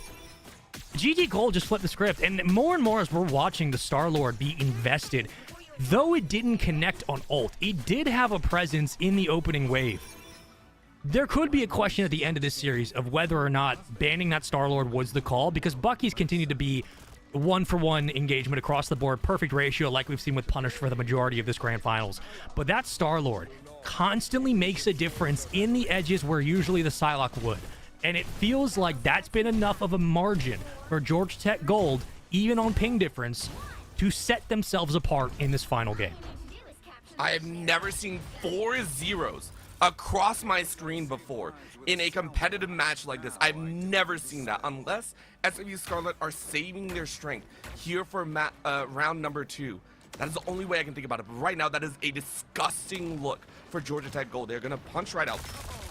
Excuse me, once again, Podchko stepping up into the mix, and the first contact is going to lean in neither direction so far, but Game Ninja has the ult ready to go.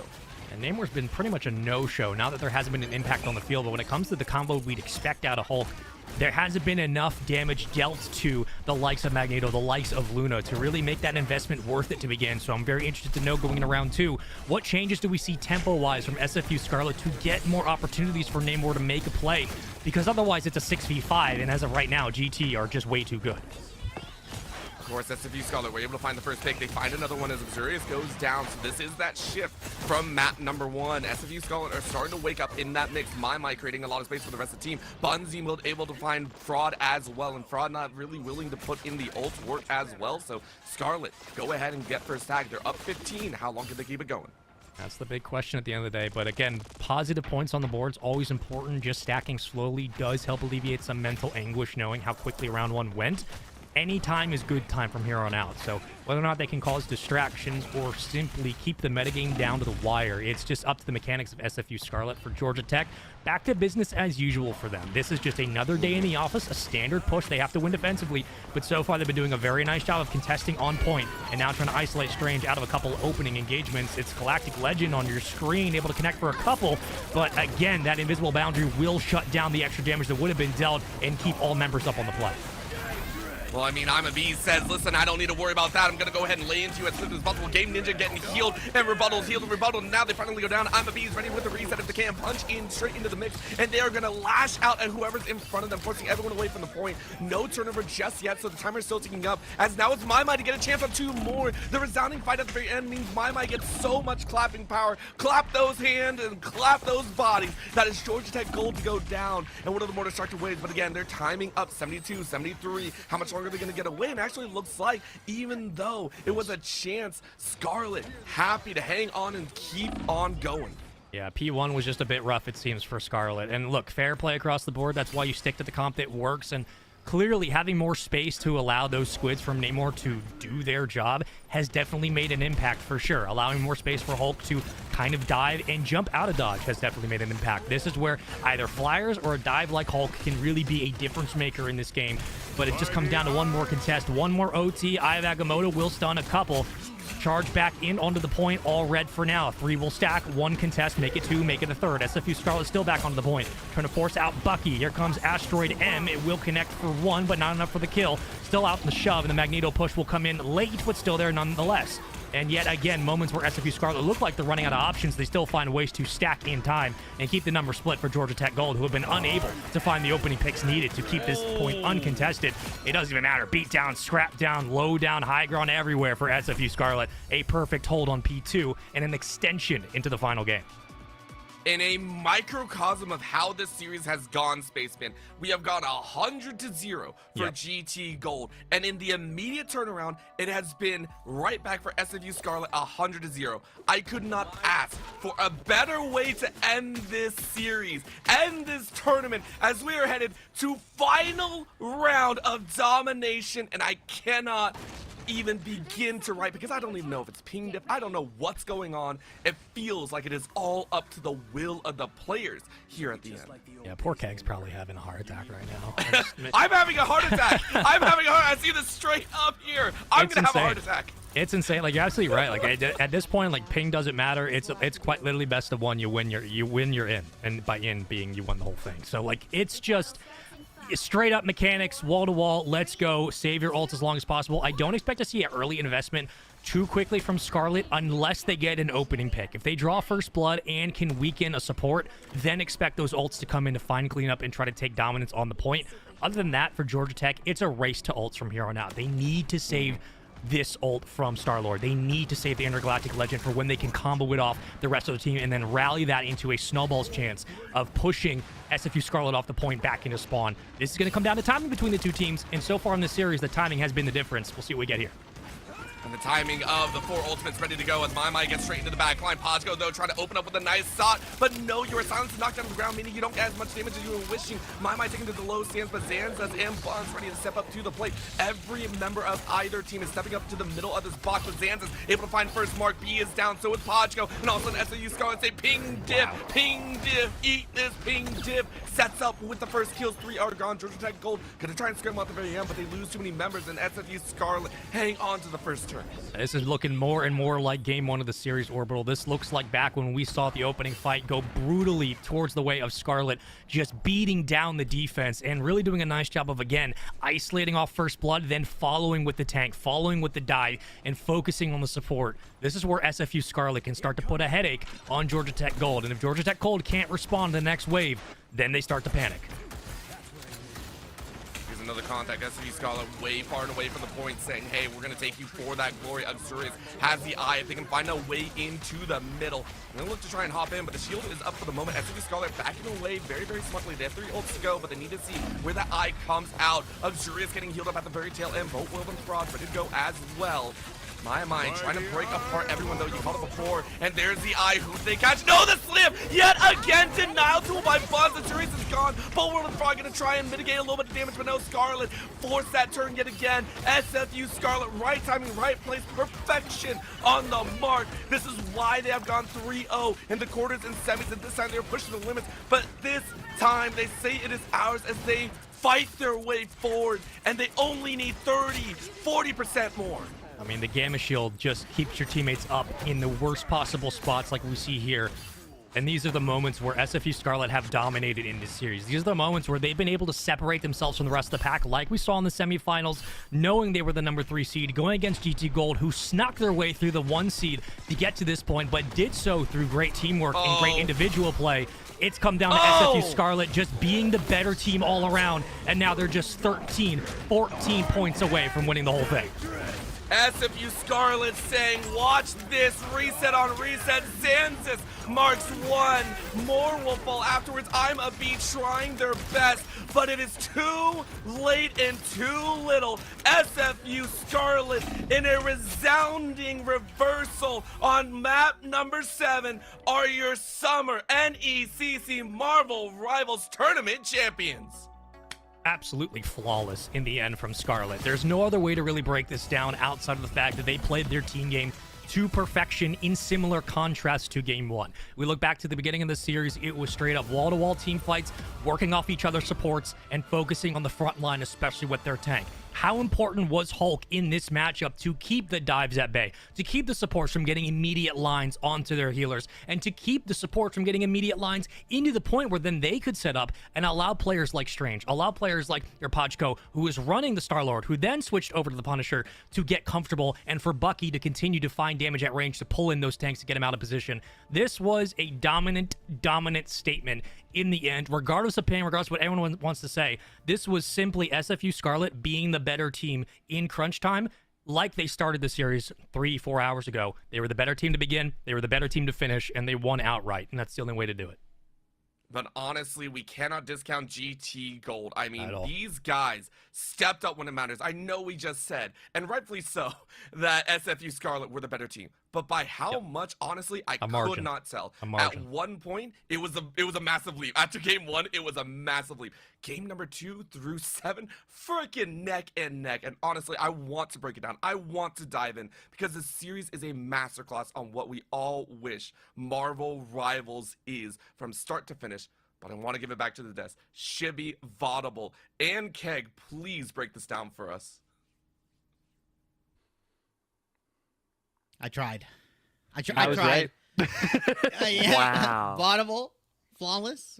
You were right. I thought my powers were working a little bit when GT and they took game 1. I was like, wait a minute. I think Vaudable's got some wait a cat-like reflexes. Yeah. Yeah. Well, congratulations to SFU, as Orbital said, a 4-3 victory. And although server ping and everything kind of takes place here, you still have to click the buttons. You still have to use your abilities. And to that, SFU Scarlet did do that a little bit better here with a 4-3 victory. It'll be interesting to see what these teams would look like you said, if they played on a neutral server or if there was not too much of a ping diff between these guys. But Vaudable, in that last game, that last domination map, we chatted a little bit offline. You said, maybe SFU Scarlet were messing around a little bit in that round 1, but they definitely tightened up in round 2 and 3.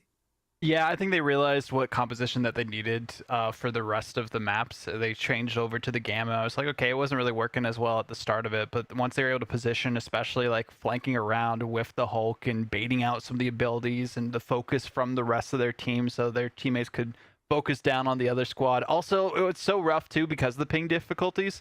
I don't think we saw like a single mag ult hit except that first map. So like we saw time after time when you need to hit those mag ults because that's where you're able to enter into team fights. If you aren't able to get those off because of the ping issues and whatever else have you, it just was not working in their favor. So a tough spot to be in when it comes down to it for GT Gold because they took down the reigning champs but they got taken out themselves. And again, as I make kind of analogies for what we saw in Marvel Rivals Ignite, this is kind of what we saw happen also in Ignite for EMEA, where the team who took down Virtus Pro got taken down in the end, and that's what happened here with SFU Scarlet taking it down at GT Gold. Canada reigns supreme, though. I'm happy as a Canadian myself. Very nice, Vod. You did such a great service for your country. I mean, the big critique that we had for SFU throughout the entire grand finals was, you know, they weren't willing to adapt and change up their compositions when things clearly were not working. And finally, the very final map that we could possibly have, we finally saw it come out through. And what do you know? It worked. Yeah, we didn't go to a map 9. No ties here. We had the schedule set to potentially go to 9 maps here, but a 4-3 victory for SFU Scarlet. And yeah, I mean, you guys couldn't have said it better myself. Really good job from SFU Scarlet here. Excited to see how these teams compete and what they look like coming into the fall season for NECC Marvel Rivals. I'm very excited to see all the different teams. I'm sure we'll have all the rulebook stuff sorted away with the ping and the neutral server and all that stuff. It was a very good tournament. I loved watching these teams battling week after week, coming into the culmination of the grand finals. Gentlemen, thank you so much putting your time into this, Vaudible and Keg. Also, special shout out, obviously, to Orbital and Spaceman going essentially 7 games back to back to back to back. And obviously, a special shout out to our production team, Chippy and Rhino behind the glass, making us look good. Vaudible, I'm going to give you about 30 seconds or less. Shout out, where can we find you? What do you do? We hinted it here and there. What's your next move? I'm at Vaudible on all the social medias. I was going to do Rivals and Rants tomorrow, but I have some admin work. I'm still doing adminning for some other scenes that are out there for Rocket League, for Rematch, for other titles. I basically do all the R's that are in gaming, it seems like. Rematch, Rocket League, and Marvel Rivals. So it's kind of interesting that way. But yeah, follow me for any of that stuff. I'll be having my podcast, Rivals and Rants, which usually is weekly, coming back probably either this weekend, next week, or after the Ignite mid-season. We'll probably try and do a watch party for those finals. I'm going to stay up. I'm going to do whatever I can to watch those finals because it's going to be such a big moment for Marvel Rivals esports history. But that's enough about me. What about you, Keg? Oh, geez. Well, Iron Man punched me in the throat, so it's starting to suffer a little bit. So I'll make it brief. Keg shouts everywhere. Go follow now. Wow, very brief. Unfortunately, mine's is not as simple. Shibby Casts on Twitter, and I'm Shibby on TikTok and Twitch, and that'll do it for us. Again, appreciate everybody that helped out, the production, the casters, us, and especially you, the viewers, for tuning in. And congratulations to FSU Scarlet, the NECC Division 1 Summer Champions for the Marvel Rivals Tournament. Thank you so much, everybody. Go get some food, get some rest. Have a great rest of your night.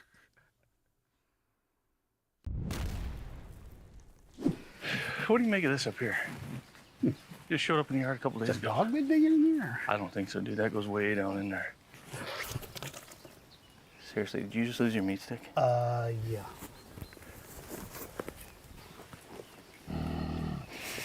Oh, no. There's something in there, dude. Just leave it. Are you kidding me? We'll just head to the house. Just leave it. The hell with that. Oh! Yeah, there's something in there. Want one? Yeah. Thank you. It was worth it.